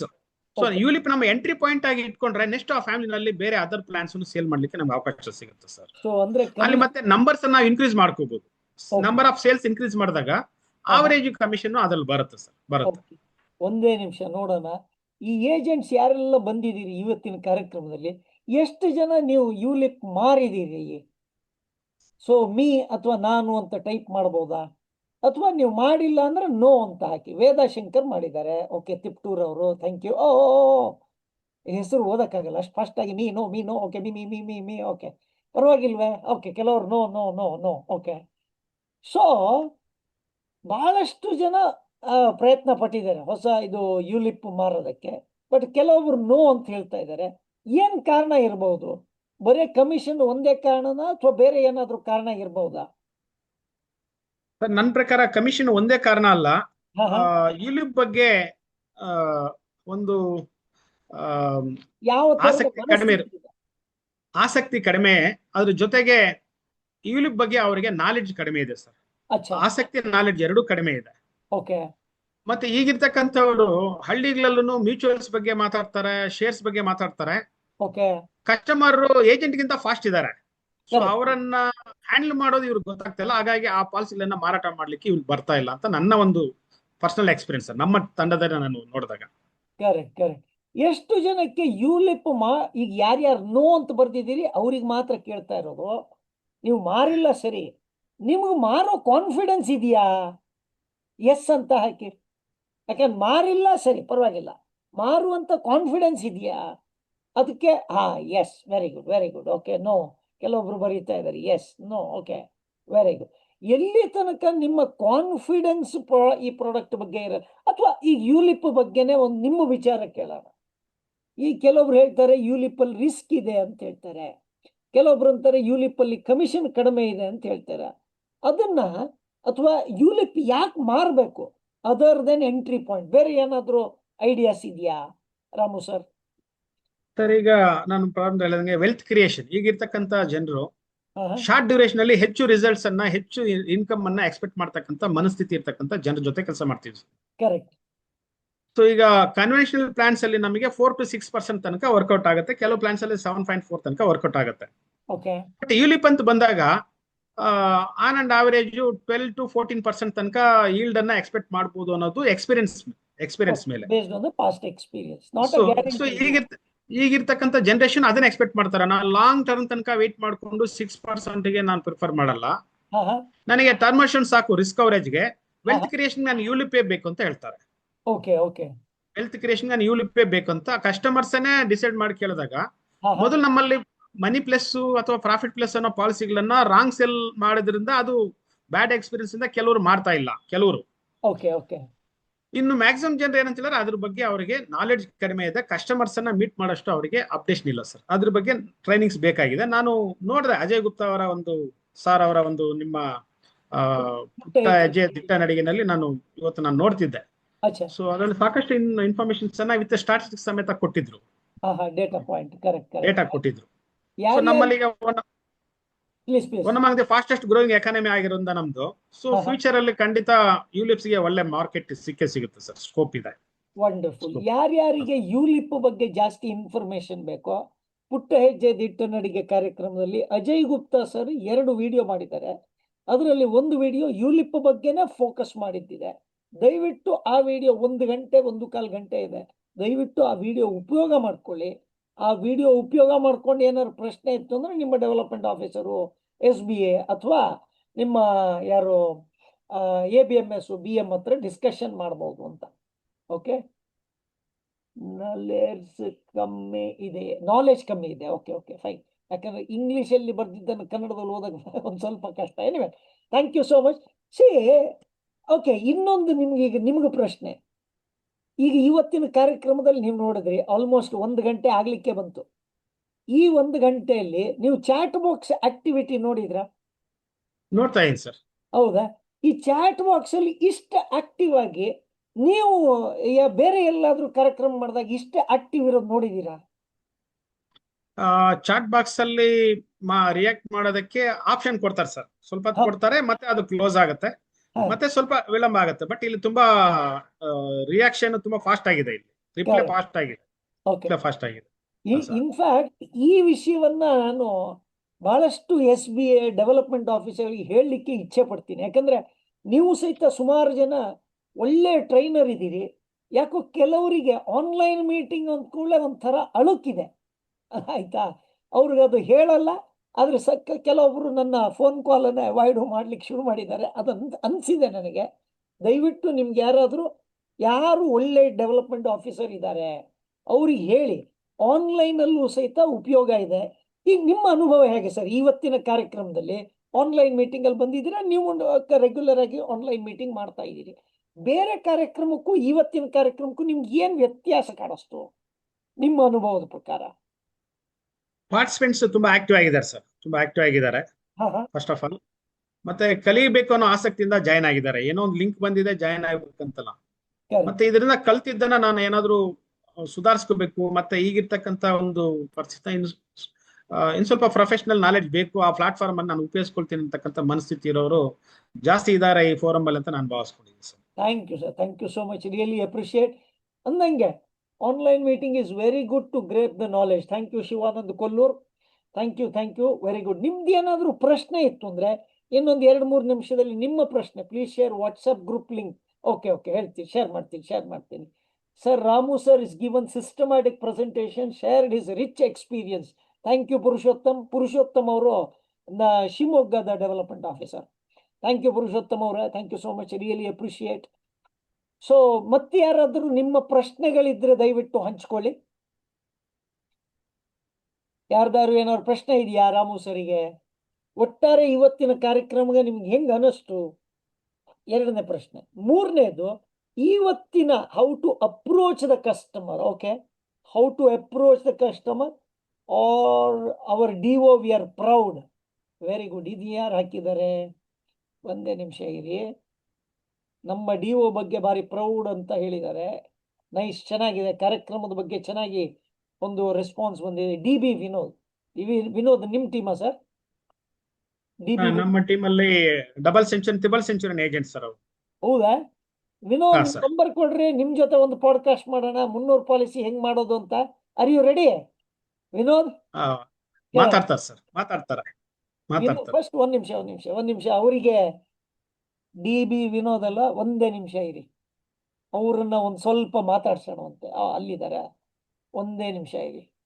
DB Vinod ನಿಮ್ಗೆ ಮಾತಾಡ್ಲಿಕ್ಕೆ ಅವಕಾಶ ಕೊಡ್ತಾ ಇದ್ದೀನಿ. ನೀವು ಅನ್ಮ್ಯೂಟ್ ಮಾಡ್ಕೊಂಡು ಮಾತಾಡಬಹುದು. Allow to talk. S DB Vinod, ನಿಮ್ಮ ಅನುಭವವನ್ನು ಹಂಚಿಕೊಳ್ಳಿ. ಎಷ್ಟು ವರ್ಷದಿಂದ ಏಜೆಂಟ್ ಇದ್ದೀರಿ ವಿನೋದ್? ಮಾತಾಡಿದ್ ಕೇಳಿಸ್ತಾ ಇಲ್ವೇ ವಿನೋದ್ ಅವರೇ? ಒಂದ್ ಕೆಲಸ ಮಾಡೋಣ, ನಿಮ್ಗೆ ಪ್ಯಾನಲಿಸ್ಟೇ ಮಾಡ್ಬಿಡೋಣ. ನಿಮ್ಗೆ ಪ್ಯಾನಲಿಸ್ಟ್ ಮಾಡಿದ್ರೆ ನಿಮ್ ವಿಡಿಯೋನು ನೋಡ್ಬೋದು. ನೀವು ಅದನ್ನ ಪ್ಯಾನಲಿಸ್ಟ್ ರಿಕ್ವೆಸ್ಟ್ ಅಕ್ಸೆಪ್ಟ್ ಮಾಡ್ಕೊಳ್ಳಿ. So this is how we learn digitally sir.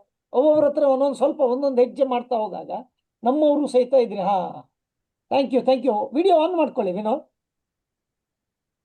S ಯಾಕಂದ್ರೆ ಆನ್ ಆಫ್ ಆಗ್ತಾ ಇದೆ. ಎಸ್ ಆಗಿದೆ. ಎಸ್. ಸೊ ವಿನೋದ್ ಅವ್ರು ಎಷ್ಟು ವರ್ಷದಿಂದ ಏಜೆಂಟ್ ನೀವು? Sir good evening all sir. ನಾನು ಆಲ್ಮೋಸ್ಟ್ 2008 ಅಲ್ಲಿ ಜಾಯ್ನ್ ಆಗಿದ್ದು. 10 ವರ್ಷ? Yes sir. ಫಸ್ಟ್ ನಾನು ಪಾರ್ಟ್ ಟೈಮ್ ಆಗಿ ಜಾಯ್ನ್ ಆಗಿದ್ದೆ. ಓಕೆ. ಸೊ ನಮ್ಮ DO ಸರ್ ಚಂದ್ರಶೇಖರ್ ಅಂತ ಅವ್ರು ಇಲ್ಲ. ಓಕೆ. ಸೊ ಅವ್ರ ನಂತರ ನಾವು ರಾಮು ಸರ್ ಅಂಡರಲ್ಲಿ ಜಾಯ್ನ್ ಆದ್ವಿ. ಓಕೆ. ಸೊ ನಮ್ಗೇನು ವ್ಯತ್ಯಾಸ ಏನಿಲ್ಲ ಸರ್, ಚೆನ್ನಾಗಿ ಇಬ್ರು ಒಳ್ಳೆ ಗುರುಗಳೇ. ಓಕೆ. ನಮ್ಗೆ ಕನ್ಸಿಸ್ಟೆಂಟ್ ಆಗಿ ಎವ್ರಿ ವೀಕ್ ಸ್ಯಾಟರ್ಡೆ ನಮ್ಗೆ ಆನ್ಲೈನ್ ಮೀಟಿಂಗ್ ಇರುತ್ತೆ. ಫೈನ್. ಎವ್ರಿ ಸಂಡೇ ನಮಗೆ ಆಫ್ಲೈನ್ ಮೀಟಿಂಗ್ ಇರುತ್ತೆ ಬ್ರಾಂಚ್ ಅಲ್ಲಿ. ಅಚ್ಚಾ. ಓಕೆ. ಒಂದು ಅವರು ನಮ್ಮ ಏಜೆನ್ಸಿ ವೃತ್ತಿಗೆ ಅಷ್ಟಿಲ್ಲ ಸರ್, ನಮ್ಮ ಯಾವುದೇ ನಮ್ಮ ಪರ್ಸನಲ್ಗೆ ಆಗಿರ್ಬೋದು, ಪ್ರತಿಯೊಂದು ವಿಷಯಕ್ಕೂ ಕೂಡ ತುಂಬಾ ಕೇರ್ ತಗೊಂತಾರೆ. ಓಕೆ. ಮತ್ತೆ ನಮ್ಗೆ ಎಲ್ಲಾ ರೀತಿ ರೆಸ್ಪಾನ್ಸ್ ಸಿಗ್ತಾ ಇರುತ್ತೆ. ಈಗ ಗ್ಲಾನ್ಸ್ ಅಲ್ಲಿ ಸಿಗುತ್ತೆ ಸರ್. ನನಗೆ ಒಂದು ವಾಟ್ಸಪ್ ಮಾಡ್ತೀನಿ ಸರ್, ನನಗೆ ಈ ಪಾಲಿಸಿ ಡೀಟೇಲ್ಸ್ ಬೇಕು, ಇದ್ರ ಓಕೆ ಮೆಚುರಿಟಿ ಬೇಕು, ಇದ್ರದ್ದು ಯಾವ್ದೋ ಒಂದು ಕ್ಲೈಮ್ ಡೀಟೇಲ್ಸ್, ಬೋನಸ್ ಬೇಕು, ಏನಂತ ಕೇಳಿದ್ರೆ ಇಮಿಡಿಯೇಟ್ ಆಗಿ ರೆಸ್ಪಾನ್ಸ್ ಸಿಗುತ್ತೆ. ಓಕೆ ಓಕೆ ಸೊ ಹಾಗಾಗಿ ಸರ್ ಹೇಳ್ದಂಗೆ ನಾವು ಫೀಲ್ಡಲ್ಲಿ ಇದ್ರೆ ಬಿಸ್ನೆಸ್ ಖಂಡಿತ ಆಗುತ್ತೆ. ಈಗ ನಾನು ಕೂಡ ಸೀಸನಲ್ ಏಜೆಂಟ್ ಆಗಿದೆ, ಸರ್ ಕೂಡ ಗೊತ್ತು. ನಾನು ಓಕೆ ವರ್ಷಕ್ಕೆ 2-3 ಪಾಲಿಸಿ ಮಾಡಕ್ಕೆ ಒದ್ದಾಡ್ತಿದ್ದೆ. ಅಚ್ಚಾ ಅಫ್ಕೋರ್ಸ್ ಹೀಗೆ ನಾನೇನು ಜಾಸ್ತಿ ಪಾಲಿಸಿ ಏನು ಮಾಡ್ತಾ ಇಲ್ಲ ಸರ್. ಹಾ ಹಾ ಸರ್ ಹೇಳ್ದಂಗೆ ನಮ್ಮ ಇನ್ನೊಬ್ರು ಇದ್ದಾರೆ ಸರ್, ಅವ್ರ ಸರ್ ಹೆಸರು ಹೇಳಿಲ್ಲ, ಪರವಾಗಿಲ್ಲ, ಇನ್ನೊಬ್ರು 400 ಪಾಲಿಸಿ ಮಾಡ್ತಾರೆ ಅಂತ ಹೇಳಿ ಸರ್. ಅವರು ಕೂಡ ಟಾಪರ್ ಕೂಡ ನಮ್ಮ ಟೀಮ್ ಅಲ್ಲಿ. ಅಚ್ಚಾ ಸೊ ಅವ್ರ ಹೆಸರು ಹಾಗಾಗಿ ವೆಂಕಟರಾಮ್ ರೆಡ್ಡಿ ಸರ್ ಅಂತ ಹೇಳಿ. ರೆಡ್ಡಿ ಆ, ಸರ್ ಇದು ಆ, ಇದು ಕಾರ್ಯಕ್ರಮದಲ್ಲಿ ಇದೀರೇನ್ರಿ ರೆಡ್ಡಿ ಸರ್? ಅದು ಇದೆ ಸರ್ ಏನ್ ರೆಡ್ಡಿ? ವೆಂಕಟರಾಮ್ ರೆಡ್ಡಿ ಅಂತ ಸರ್, ರೆಡ್ಡಿ ಸರ್ ಅಂತ ಸರ್. 1 ಮಿನಿಟ್. ರೆಡ್ಡಿ ಮೋಹನ್ ರೆಡ್ಡಿ ಇದ್ದಾರೆ, ಜಿ ವಿ ರೆಡ್ಡಿ ಇದ್ದಾರೆ, ನಾಗರೆಡ್ಡಿ ಇದ್ದಾರೆ. ಜಿ ವಿ ರೆಡ್ಡಿನೇ ಸರ್. ಜಿ ವಿ ರೆಡ್ಡಿನಾ? ಹಾ ಸರ್, ಅವರೇ ಸರ್, ಅವರೇ sir. Mister G V Reddy, are you ready? ನಿಮ್ಗೂ ಪ್ರಮೋಟ್ ಮಾಡ್ಬಿಟ್ಟೆ. ಜಿ ವಿ ರೆಡ್ಡಿ ಬಂದ್ರಾ? ಹಾ ಬಂದ್ರು.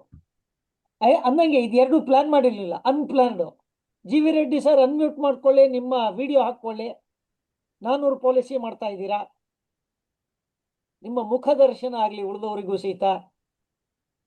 రెడ్డి సార్ కెమెరా ఆన్ చేయండి, దాని తర్వాత ఏంటిది మైక్ మ్యూట్ అన్మ్యూట్ చేయండి. అంటే అక్కడ మైక్ ఉంది కదా, డిక్లైన్డా? అయ్యయ్యో. ಓಕೆ, ಎನಿವೆ ಟೆಕ್ನಿಕಲ್ಸ್ನಾಗ ಇರ್ಬೋದು, ತೊಂದರೆ ಏನಿಲ್ಲ. ಮುಂದಿನ ಸಲ ಮಾತಾಡ್ಸೋಣ ಅಂತೆ, ಸರಿನಾ? ಅಥವಾ ಅಲ್ಲೇ ಮಾತಾಡ್ತೀರಾ? ಒಂದು ನಿಮಿಷ. ಪ್ರಮೋಟ್ ಟು ಪ್ಯಾನಲಿಸ್ಟ್ ಇನ್ನೊಂದ್ಸಲ ಮಾಡಿದೆ. ಇದೆಲ್ಲ ಟೆಕ್ನಿಕಲಿ ಒಂದು ಸ್ವಲ್ಪ 1-2 ನಿಮಿಷ ಸರ್. ಅವ್ರೇನೋ ಮಾತಾಡಂಗಿದ್ರೆ ಮಾತಾಡಲಿ. Anyway it's up to him. Thank you so much Vinod ಅವರೇ. ನಿಮ್ಮ ಜೊತೆಗೆ ಒಂದು ದಿವಸ ಹರಟೆ ಹೊಡಿಯೋಣ ಅಂತೆ, 1 ಗಂಟೆ. ಯಾವತ್ತು ಮಾಡೋಣ ಅಂತೀರಾ? ಸರ್ ಖಂಡಿತ ಸರ್, ನಾನು ನಮ್ಮ ಸರ್ ಹತ್ರ ಮಾತಾಡಿ ಖಂಡಿತ ವಿಲ್ ಡೂ ಇಟ್. ಯಾಕಂದ್ರೆ ನಮ್ಮಲ್ಲಿ ಏನಾದರೂ ಫೀಲ್ಡ್ ಸೆಂಚುರಿಯನ್ಸ್ ಯಾವತ್ತೂ ಇಂಟರ್ವ್ಯೂ ಮಾಡಿಲ್ಲ ನಾನು. ಭೀಮಾಸಕ್ಕಿ ಒಂದು 6 ಜನ ಇದ್ದಾರೆ, ಅವ್ರದ್ದು 7-8 ಜನರ ವಿಡಿಯೋ ಇದೆ ಭೀಮಾಸಕ್ಕಿ ಅವ್ರದ್ದು, ಆಯ್ತಾ? ಹಾಗೆ CLIS ಇದೆ, ಆಮೇಲೆ SBS ಇದೆ, ಡೆವಲಪ್ಮೆಂಟ್ ಆಫೀಸರ್ಸ್ ಇದೆ. ಸೆಂಚುರಿಯನ್ಸ್ ಮಾಡಬೇಕು ಅಂತ ಯೋಚನೆ ಬಂದಿದೆ, ಮಾಡೋಣ Vinod sir. Thank you so much sir. Sir ಹೇಳ್ದಂಗೆ ಸರ್, ಒಂದು ಸೆಕೆಂಡ್ ಸರ್, ಪಾಯಿಂಟ್ ಆಡ್ ಮಾಡ್ತೀನಿ. ಸರ್ ಹೇಳ್ದಂಗೆ ಬಿಸ್ನೆಸ್ ಇರೋದು ಮೈಂಡಲ್ಲೇ ಸರ್. ನನಗೆ 17 ವರ್ಷ ಕೇಳಿದಕ್ಕೆ ಒಂದು ಲಾಸ್ಟ್ ವೀಕಲ್ಲಿ ಪಾಲಿಸಿ ಆಗಿತ್ತು. 17 ಇಯರ್ಸ್ ಇಂದ ಫಾಲೋ ಮಾಡ್ತಾ ಇದ್ದೆ, ಲಾಸ್ಟ್ ವೀಕಲ್ಲಿ ಪಾಲಿಸಿ ಆಗಿದೆ. ಅರೆ ಬಾಪ್ರಿ, ವೆರಿ ಗುಡ್ ವೆರಿ ಗುಡ್. ಅಲ್ಲ, ಅವ್ರಿಗಾಗ್ಲಿಲ್ಲ ಅಂದ್ರೆ ಅವ್ರ ಮಕ್ಳಿಗಾಗತ್ತೆ ಅಂತ ಲೆಕ್ಕದ. ಅವರೇ ಕೆಲಸ 17 ಇಯರ್ಸ್ ಇಂದ ಕೇಳ್ತಾ ಇದ್ವಿ, ಪಾಲಿಸಿ ನಿಮ್ಗೆ ಕೊಡ್ತಾ ಇದೀವಿ ತಗೊಳ್ಳಿ ಅಂತ. ಅಚ್ಚಾ. ಸೊ ಹಾಗಾಗಿ ಬಿಸ್ನೆಸ್ ಇರೋದು ಮೈಂಡಲ್ಲೇ ಸರ್. ಪ್ರಾಸ್ಪೆಕ್ಟಿಂಗ್ ಲಿಸ್ಟ್ ಇಟ್ಕೊಂಡು ಫೀಲ್ಡಲ್ಲಿ ವರ್ಕ್ ಮಾಡ್ತಾ ಇದ್ರೆ ನೋನೇ ಎಸ್ ಕನ್ವರ್ಟ್ ಮಾಡ್ಬೋದು ಸರ್. ನಮ್ಮ ಗುರುಗಳು ಅದರಲ್ಲಿ ನಮಗೆ ತುಂಬಾ ಇನ್ಪುಟ್ಸ್ ಕೊಡ್ತಾ ಇರ್ತಾರೆ. ಅದನ್ನ ನಾವು ಅಡಾಪ್ಟ್ ಮಾಡ್ಕೊಂಡಾಗ ಮಾತ್ರ, ಮತ್ತೆ ಫೀಲ್ಡಲ್ಲಿ ಇದ್ದಾಗ ಮಾತ್ರ ಆಟೋಮೆಟಿಕ್ ಆಗಿ ಬಿಸ್ನೆಸ್ ಆಗೇ ಆಗುತ್ತೆ ಸರ್. ಅದು 20 ದಿವಸ ಆಗಿಲ್ಲ ಅಂದ್ರೆ 21 ದಿವಸ ಫೀಲ್ಡ್ ಹೋಗ್ಲೇಬೇಕು. ಇಲ್ಲಿ ಆಗೋದೇನಂದ್ರೆ ಯಾರು ಮಾಡಲ್ಲ, ತುಂಬಾ ಏಜೆಂಟ್ಸ್ ಇದ್ದಾರೆ, ಅದು ಮೈಂಡ್ ಸೆಟ್. ನನ್ನ ಫೇಲ್ಯೂರ್ಸೇ ಹೇಳ್ತಾ ಇದ್ದೀನಿ ಸರ್, ನಾನು ಫೇಲ್ಯೂರ್ ಲಿಸ್ಟಲ್ಲೇ ಇದ್ದೆ, ಈಗಲೂ ಲಿಸ್ಟ್ ನಾನು ಫೇಲ್ಯೂರ್ಸ್ ಅಲ್ಲೇ ಇದ್ದೀನಿ. ನಾರ್ಮಲ್ ಆಗಿ ಏಜೆಂಟ್ ಅನ್ಸೋದು ಎಲ್ಲ ಪಾಲಿಸಿ ಮಾಡ್ಬಿಟ್ಟಿದ್ದಾರೆ, ಯಾರು ಪಾಲಿಸಿ ಮಾಡಲ್ಲ, ಇದೇನಕ್ಕೆ ಇದು ಯಾಕೆ ಬೇಕು ಈ ತರ ಕೆಲಸ ಅಂತ ಆ ಮೈಂಡ್ ಅಲ್ಲಿ ಇದೆ. ಬಿಸ್ನೆಸ್ ಆಗಲ್ಲ ಸರ್. ಈಗ ನಾವು ಒಂದು 50 ರೂಪಾಯಿ ಪ್ರಾಡಕ್ಟ್ ತಗೋಬೇಕಂದ್ರೆ ಅದ್ರ ತುಂಬಾ ಯೋಚನೆ ಮಾಡಿ ತಗೊಂತೀವಿ ಸರ್. ಒಂದು ಕಸ್ಟಮರ್ನ 10 ಇಂದ 21 ವರ್ಷದವರೆಗೂ ಪ್ರೀಮಿಯಂ ಕಟ್ಸೋದಂದ್ರೆ ಅಷ್ಟು ಈಸಿ ಕೆಲಸ ಅಲ್ಲ ಸರ್. ಆ ಈಸಿ ಕೆಲಸ ಅಲ್ಲದಕ್ಕೇನೆ ಕಾರ್ಪೊರೇಷನ್ ಕಮಿಷನ್ ಕೊಡ್ತಾ ಇದೆ. ಸೊ ಆ ಪ್ರೀಮಿಯಂ ತರೋದು ಕಷ್ಟನೇ ಸರ್.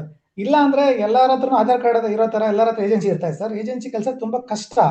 ಬಟ್ ಅದು ಫೀಲ್ಡ್ ಅಲ್ಲಿ ಇದ್ದು ಪ್ರೀಮಿಯಂ ತಗೊಂಡ್ ಬಂದು ಬಿಸ್ನೆಸ್ ತಗೊಂಡ್ ಬಂದು ನಮ್ಗೆ ಕಮಿಷನ್ ಬಂದಾಗ ಮಾತ್ರ ಖುಷಿ ಆಗುತ್ತೆ ಸರ್. ಈಗ ಸರ್ ಹೇಳ್ದಂಗೆ ಯಾರೋ ಕೋಟಿ ಬಿಸ್ನೆಸ್ ತರ್ತಾ ಇದಾರೆ, ಯಾರೋ ತುಂಬಾ ಪಾಲಿಸಿ ಮಾಡ್ತಾ ಇದಾರೆ ಅಂದ್ರೆ ಎಲ್ಲರಿಗೂ ಅದೇ ಮಾರ್ಕೆಟ್ ಇರೋ ಸರ್. ಬಟ್ ಮಾರ್ಕೆಟ್ ಅಲ್ಲಿ ನಾವು ಎಕ್ಸ್ಪರ್ಟ್ ಆಗ್ಬೇಕಾದ್ರೆ ನಾವು ಪ್ರತಿನಿತ್ಯ ಫೀಲ್ಡ್ ಅಲ್ಲಿ ಇರಬೇಕು, ನಾಲೆಜ್ ಅಪ್ಡೇಟ್ ಮಾಡ್ಕೋಬೇಕು. ಸರ್ ಹೇಳ್ದಂಗೆ ಇನ್ಶೂರೆನ್ಸ್ ತುಂಬಾ ದೊಡ್ಡ ಸಬ್ಜೆಕ್ಟ್ ಸರ್. ನನಗೆ 1% ಕೂಡ ಗೊತ್ತಿಲ್ಲ ಹೇಳ್ಬೇಕಂದ್ರೆ, ಅಷ್ಟೊಂದು ಇನ್ಶೂರೆನ್ಸ್ ಅಲ್ಲಿ ಕಲಿಯೋದಿದೆ. ಅದು ಈಗ ಮತ್ತೆ ಮಾತಾಡಕ್ಕೆ ಅವಕಾಶ ಸಿಕ್ಕಿದಾಗ ಮಾತಾಡ್ಬೇಕು ಸರ್. ನನಗೆ ಈ ಅವಕಾಶ ಸಿಕ್ಕೊಟ್ಟಿದ್ದಕ್ಕೆ ನಿಮ್ಗೂ ಮತ್ತೆ ರಾಮ್ ಸರ್ ಇಬ್ರಿಗೂ ಥ್ಯಾಂಕ್ಸ್ ಹೇಳ್ತೀನಿ. ಈ ತರ ಫೋರಮ್ಸ್ ತುಂಬಾ ಥ್ಯಾಂಕ್ ಯು ಸರ್. ಖಂಡಿತ ಅವಕಾಶ ಸಿಕ್ಕದಾಗ ನನಗೇನಾದ್ರು ಅನ್ಸಿದ್ನ ಖಂಡಿತ ಶೇರ್ ಮಾಡ್ಕೊಂತೀನಿ ಸರ್.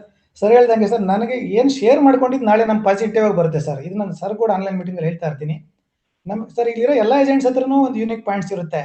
ಸೊ ಅದನ್ನ ನೀವು ಶೇರ್ ಮಾಡ್ಕೊಂಡ್ರೆ ಕೂಡ ಪಾಸಿಟಿವ್ ಆಗಿ ನಮ್ಗೆ ನಾಳೆ ಬಿಸ್ನೆಸ್ ರೂಪದಲ್ಲಿ ರಿಟರ್ನ್ ಬರುತ್ತೆ ಸರ್. ಸೊ ಇದು ನನ್ನ ಒಂದು ಅನುಭವ. Thank you thank you sir, thank you very much Ramu sir and Satish. Prabhu sir. Thank you so much. Shastri ಅವರು ಹೇಳ್ತಾ ಇದ್ರೆ ನಮ್ಮ ಕಾರ್ಯಕ್ರಮ ಇನ್ಶೂರೆನ್ಸ್ ಏಜೆಂಟ್ ವ್ಯವಹಾರದಲ್ಲಿ ನಿಜವಾದ ಬದಲಾವಣೆ ತರುತ್ತದೆ ಎಂದು ಭಾವಿಸಿದ್ದೇನೆ. ಹಾಗೂ ಪ್ರತಿ ವಾರ ಹೊಸ ಹೊಸ ಪ್ರಾಕ್ಟಿಕಲ್ ನಾಲೆಜ್ ಹಂಚುವಂಥವ್ರಿಗೆ ಕರ್ಕೊಂಡ್ ಬರ್ತಾ ಇದ್ದೀರಾ. ಥ್ಯಾಂಕ್ ಯು ಸೋ ಮಚ್ ಅಂತ ಹೇಳ್ತಾ ಇದ್ದೀರಿ. Thank you so much Shastri sir, really appreciate. ನಿಮ್ಮಂತ ಸಹಕಾರ ಇರೋದ್ರಿಂದ ಈ ಕಾರ್ಯಕ್ರಮ ಮಾಡ್ಲಿಕ್ಕೆ ಹೊಸ ಹುರುಪು ಬರ್ತಾ ಇದೆ ಅಂತ ಹೇಳ್ತಾ, ಈಗ ಕೊನೆಯ ಒಂದು 5 ನಿಮಿಷ ಇದೆ ಅಂತ ಇಟ್ಕೊಳ್ಳೋಣ. ಈ 5 ನಿಮಿಷದಲ್ಲಿ ಯಾವ ಒಂದು 2-3 ಅಂಶಗಳನ್ನ ಅವರು ದಿನನಿತ್ಯ ನಡೆಸ್ಕೊಂಡು ಹೋಗ್ಬೇಕು ಅಂದಂಗೆ. ಇವತ್ತು ಆಲ್ಮೋಸ್ಟ್ 300 ಜನರ ಹತ್ರ ಬಂದಿದ್ದಾರೆ ಸರ್ ಇವತ್ತು. Congratulations, you are just about to break 300. Let us wait and see ಏನಾಗುತ್ತೆ ಅಂತ ಹೇಳಿ ಅಂದಂಗೆ. ಈಗ ಕೊನೆ ಹೋಗೋದಕ್ಕಿಂತ ಮುಂಚೆ ಯಾವ ಒಂದು 2-3 ಅಂಶ ಎಲ್ಲ ಏಜೆಂಟ್ರು ಪ್ರತಿನಿತ್ಯ ಮಾಡಬೇಕು, ಅದು ಯಾಕೆ ಮಾಡಬೇಕು, ಅದ್ರ ಬಗ್ಗೆ ಒಂದು ಸ್ವಲ್ಪ ವಿವರಣೆ ಕೊಡಬಹುದಾ sir? Sir, first of all ನಾನು ಎಲ್ಲಾ ಪ್ರತಿನಿಧಿಗಳಿಗೂ ನಾನು ಹೇಳೋದು ಇಷ್ಟನೇ. ಈ ಪುಟ್ಟ ಹೆಜ್ಜೆ ದಿಟ್ಟ ನಡಿಗೆ ಕಾರ್ಯಕ್ರಮ ಏನ್ ನಡೆಸ್ಕೊಡ್ತಿದ್ರು, ಅದು ನಾಲೆಡ್ಜ್ ಅನ್ನ ಶೇರಿಂಗ್ ಮಾಡೋದು, ಕೇರಿಂಗ್ ಮಾಡ್ತಕ್ಕಂತ ಒಂದು ಗುಣ ಕೆಲವರಲ್ಲಿ ಮಾತ್ರ ಇರುತ್ತೆ. ಸೊ ಅದು ನಿಮ್ಮಲ್ಲಿ ಇದು ಎಲ್ರಿಗೂ ಹಂಚ್ಕೊಳ್ತಾ ಇರ್ತಕ್ಕಂಥದ್ದು ಒಂದು ಪವಿತ್ರವಂತ ಕೆಲಸ ಅಂತ ನಾನು ಭಾವಿಸ್ಕೊಳ್ತೇನೆ. ಸೊ ಕೇವಲ ನಾಲೆಡ್ಜ್ ಅನ್ನ ಅಪ್ಡೇಟ್ ಮಾಡ್ಕೊಳ್ಳೋದಲ್ಲ, ವಿಲ್ ಪವರ್ ಬೇಕು ಸರ್. ನಾಲೆಡ್ಜ್ ಸ್ಕಿಲ್ ಜೊತೆಗೆ ವಿಲ್ ಪವರ್ನು ಬೇಕು. ಸೊ ಈ ಒಂದು ವೇದಿಕೆಯಿಂದ ವಿಲ್ ಪವರ್ ಜಾಸ್ತಿ ಆಗಲಿ ಪ್ರತಿನಿಧಿಗಳಿಗೆ ಅಂತ ನಾನು ಆಶಿಸ್ತೇನೆ. ಮತ್ತೆ ಮೊದಲನೇ ಬಾರಿಗೆ ನಾವು ಕೊಡ್ತಕ್ಕಂಥ ಆದ್ಯತೆ ಹೆಂಗಿರ್ಬೇಕಂತಂದ್ರೆ, ನಮ್ಮನ್ನ ನಾವು ರೀಶೇಪ್ ಮಾಡ್ಕೊಳ್ಳಕ್ಕೆ, ನಮ್ಮನ್ನ ನಾವು ರೀಶೇಪ್ ಮಾಡ್ಕೊಳ್ಳಕ್ಕೆ ಹೆಚ್ಚು ಫೋಕಸ್ಡ್ ಆಗಿ ಕೆಲಸ ಮಾಡಬೇಕು. By way of increasing good habits and reducing bad habits ಅಂತ ಹೇಳ್ತಾರೆ ನಮ್ಮ ಗುರುಗಳು. ಸೊ ನಮ್ಮ ಗುಡ್ ಹ್ಯಾಬಿಟ್ಸ್ ಅನ್ನ ಇನ್ಕ್ರೀಸ್ ಮಾಡ್ಕೊಂಡು ಬ್ಯಾಡ್ ಹ್ಯಾಬಿಟ್ಸ್ ಅನ್ನ ರೆಡ್ಯೂಸ್ ಮಾಡ್ಕೊಂಡು ನಮ್ಮನ್ನ ನಾವು ರೀಶೇಪ್ ಮಾಡ್ಕೋಬೇಕಾಗತ್ತೆ ನಮ್ಮ ವೃತ್ತಿಗೆ ಸಂಬಂಧಪಟ್ಟಂತೆ. Motivated mind is a perfect master and best servant ಅಂತ ಕರೀತಾರೆ ನಮ್ಮ ಗುರು. ಖಂಡಿತ ನಮ್ಮ ಮೋಟಿವೇಶನ್ ಬೇರೆ ಎಲ್ಲೋ ಹೊರಗಡೆಯಿಂದ ಸಿಗುತ್ತೆ, ಇನ್ನೊಬ್ರು ಯಾರೋ ನಮ್ಮನ್ನ ಪುಷ್ ಮಾಡ್ತಾರಂತ ನಾವು ಕಾಯ್ತಾ ಇದ್ರೆ ನಾವು ಕೆಲಸ ಮಾಡ್ಲಿ ಮಾಡದೆ ಹೋಗ್ಲಿ, ನಮ್ಮ ಅಮೂಲ್ಯವಾದಂತ ಸಮಯನ ಮತ್ತೆ ಕೆಲವು ಅವಕಾಶಗಳು ನಾವು ಕೈ ಚೆಲ್ಕೊಳ್ತಾ ಹೋಗ್ತೀವಿ. ಕೆಲವು ತೆಗೆದುಕೊಳ್ತಕ್ಕಂಥ ತೀರ್ಮಾನಗಳ ಮೇಲೆ ಮಾತ್ರ ನಮ್ಮ ಒಂದು ಕಂಟ್ರೋಲ್ ಇರುತ್ತೆ ಹೊರತು ಅದರಿಂದ ಆಗ್ತಕ್ಕಂಥ ಪರಿಣಾಮಗಳ ಮೇಲೆ ನಮ್ಮ ಒಂದು ಕಂಟ್ರೋಲ್ ಇರಲ್ಲ. ಸೊ ಹಾಗಾಗಿ ತೆಗೆದುಕೊಳ್ತಕ್ಕಂಥ ತೀರ್ಮಾನಗಳಿಗೆ ಸಮಯ ವ್ಯರ್ಥ ಮಾಡೋದು ಬೇಡ. ನಾವು ಮಾಡ್ತಕ್ಕಂಥ ವೃತ್ತಿ ಬಗ್ಗೆ ಗೌರವ ಇರಲಿ, ಪ್ರೀತಿ ಇರಲಿ. ಸೊ ನಾವು ಸಮಾಜನ ನಿರ್ಮಾಣ ಮಾಡ್ತಕ್ಕಂಥ ಕೆಲಸ ಮಾಡ್ತಿದ್ವಿ, ಕುಟುಂಬಗಳಿಗೆ ರಕ್ಷಣೆ ಒದಗಿಸ್ತಕ್ಕಂಥ ಕೆಲಸ ಮಾಡ್ತಿದ್ವಿ. ಇಂಥ ಒಂದು ಪವಿತ್ರವಂತ ಕೆಲಸದಲ್ಲಿ ನಾವು ಭಾಗವಾಗಿರ್ತಕ್ಕಂಥ ನಮ್ಮೆಲ್ಲರ ಪುಣ್ಯ ಅಂತ ನಾವು ಭಾವಿಸ್ಕೊಳ್ತೀವಿ ಸರ್. ನಾನು LIC ಡೆವಲಪ್ಮೆಂಟ್ ಸರ್ ಮಾತಾಡ್ತಾ ಇಲ್ಲ, ನನ್ನ ಒಂದು ವಯಸ್ಸಿನ ಅನುಭವ ಮತ್ತೆ ಇಲ್ಲಿ ಅಭಿವೃದ್ಧಿ ಅಧಿಕಾರಿಯಾಗಿ ನಾನು ಪಡೆದಿರ್ತಕ್ಕಂಥ ಅನುಭವದಿಂದ ಮಾತಾಡ್ತಿದ್ದೀನಿ.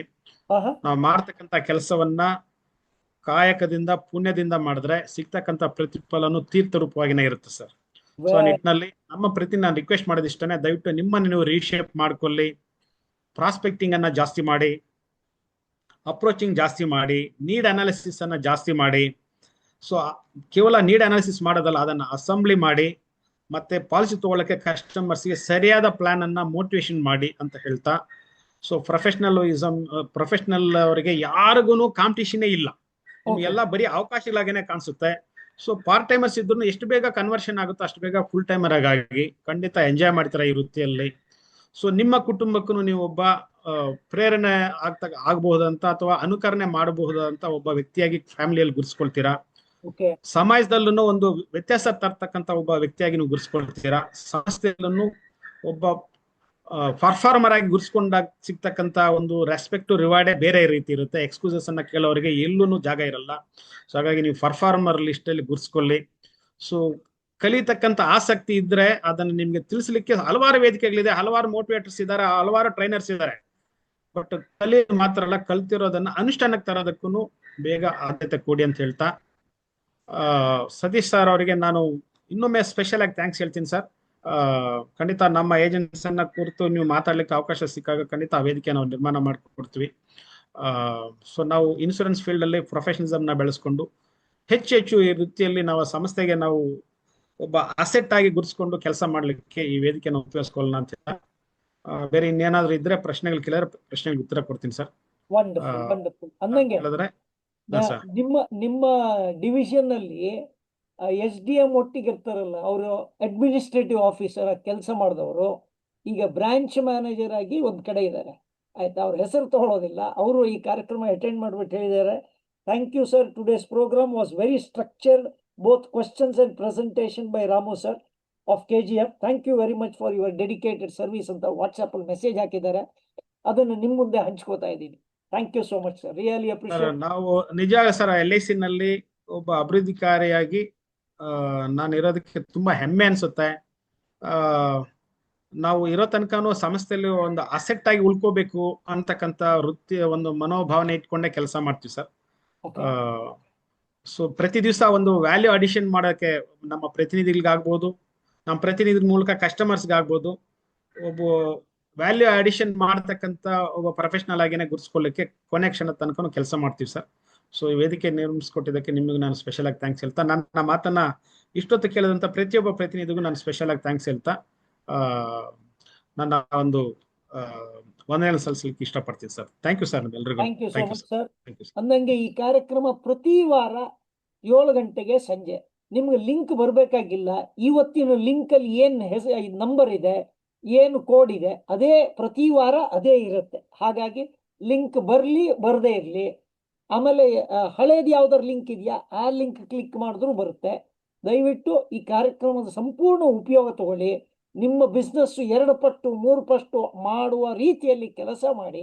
ಮತ್ತೇನಾದರೂ ಸಜೆಷನ್ ಇದ್ರೆ, ಯಾರು ಒಳ್ಳೆ ಟ್ರೈನರ್ ಇದ್ದಾರೆ, ಒಳ್ಳೆ SBI ಇದ್ದಾರೆ, ಡೆವಲಪ್ಮೆಂಟ್ ಆಫೀಸರ್ ಇದ್ದಾರೆ, ದಯವಿಟ್ಟು ಮಾಹಿತಿ ಕೊಡಿ. ಅವರನ್ನು ಕರ್ಸೋಣಂತೆ, ಅವರ ನಾಲೆಜನ್ನು ನಿಮ್ಮ ಜೊತೆಗೆ ಹಂಚ್ಕೊಳ್ಳೋಣ. ಇವತ್ತಿನ ಕಾರ್ಯಕ್ರಮ ರಾಮು ಸರ್ ಚೆನ್ನಾಗಿ ನಡೆಸ್ಕೊಟ್ರು. ಎಲ್ಲರೂ ಸಹಿತ ಬಹಳ ಖುಷಿಯಾಗಿದ್ದಾರೆ. ಇವತ್ತಿನ ಕಾರ್ಯಕ್ರಮಕ್ಕೆ ಬಂದಂತ ಎಲ್ಲರಿಗೂ ನೀವು ರಸದೌತಣವನ್ನ ಉಣಿಸಿದೀರಿ, ಅದಕ್ಕೆ ಧನ್ಯವಾದಗಳು ಅಂತ ಹೇಳ್ತಾ ಇವತ್ತಿನ ಕಾರ್ಯಕ್ರಮಕ್ಕೆ ತೆರೆ ಎಳೆಯೋಣ. Thank you so much sir. Thank you sir. Thank you sir.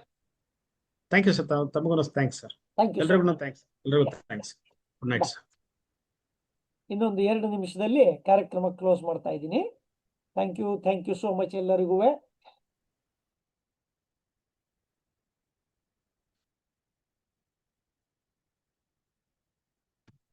Thank you. ಇನ್ನೊಂದು 3 ನಿಮಿಷದ ನಂತರ ಕಾರ್ಯಕ್ರಮವನ್ನು ಕ್ಲೋಸ್ ಮಾಡ್ತಾ ಇದ್ದೀನಿ. ಥ್ಯಾಂಕ್ ಯು ಹೆಗಡೆ ಅವರೇ, ಥ್ಯಾಂಕ್ ಯು ಆಂಜನೇಯ ಅವರೇ, thank you Malleshappa Basrimad, thank you Hariprasad, thank you Bhagamma Kumbar Sindagi ಅವರು, thank you Hanumanta B, thank you sir. ಎಲ್ಲರಿಗೂ ಧನ್ಯವಾದಗಳು. ಸರಿನಾ? ಎಲ್ಲರೂ ಸುಮಾರು 1.25 ಗಂಟೆ ಇಲ್ಲಿದ್ದೀರಿ. ಇವತ್ತಿಂದ ಉಪಯೋಗ ತಗೊಂಡಿದ್ದೀರಿ. ಈ ವಾರದ ಪಾಲಿಸಿ ಮಾಡ್ಲಿಕ್ಕೆ ಅನುಕೂಲ ಆಗಲಿ ಅಂತ ಹೇಳ್ತಾ ಇವತ್ತಿನ ಕಾರ್ಯಕ್ರಮಕ್ಕೆ ನಾಂದಿ ಹಾಡ್ತಾ ಇದ್ದೀನಿ. Thank you so much. Bye.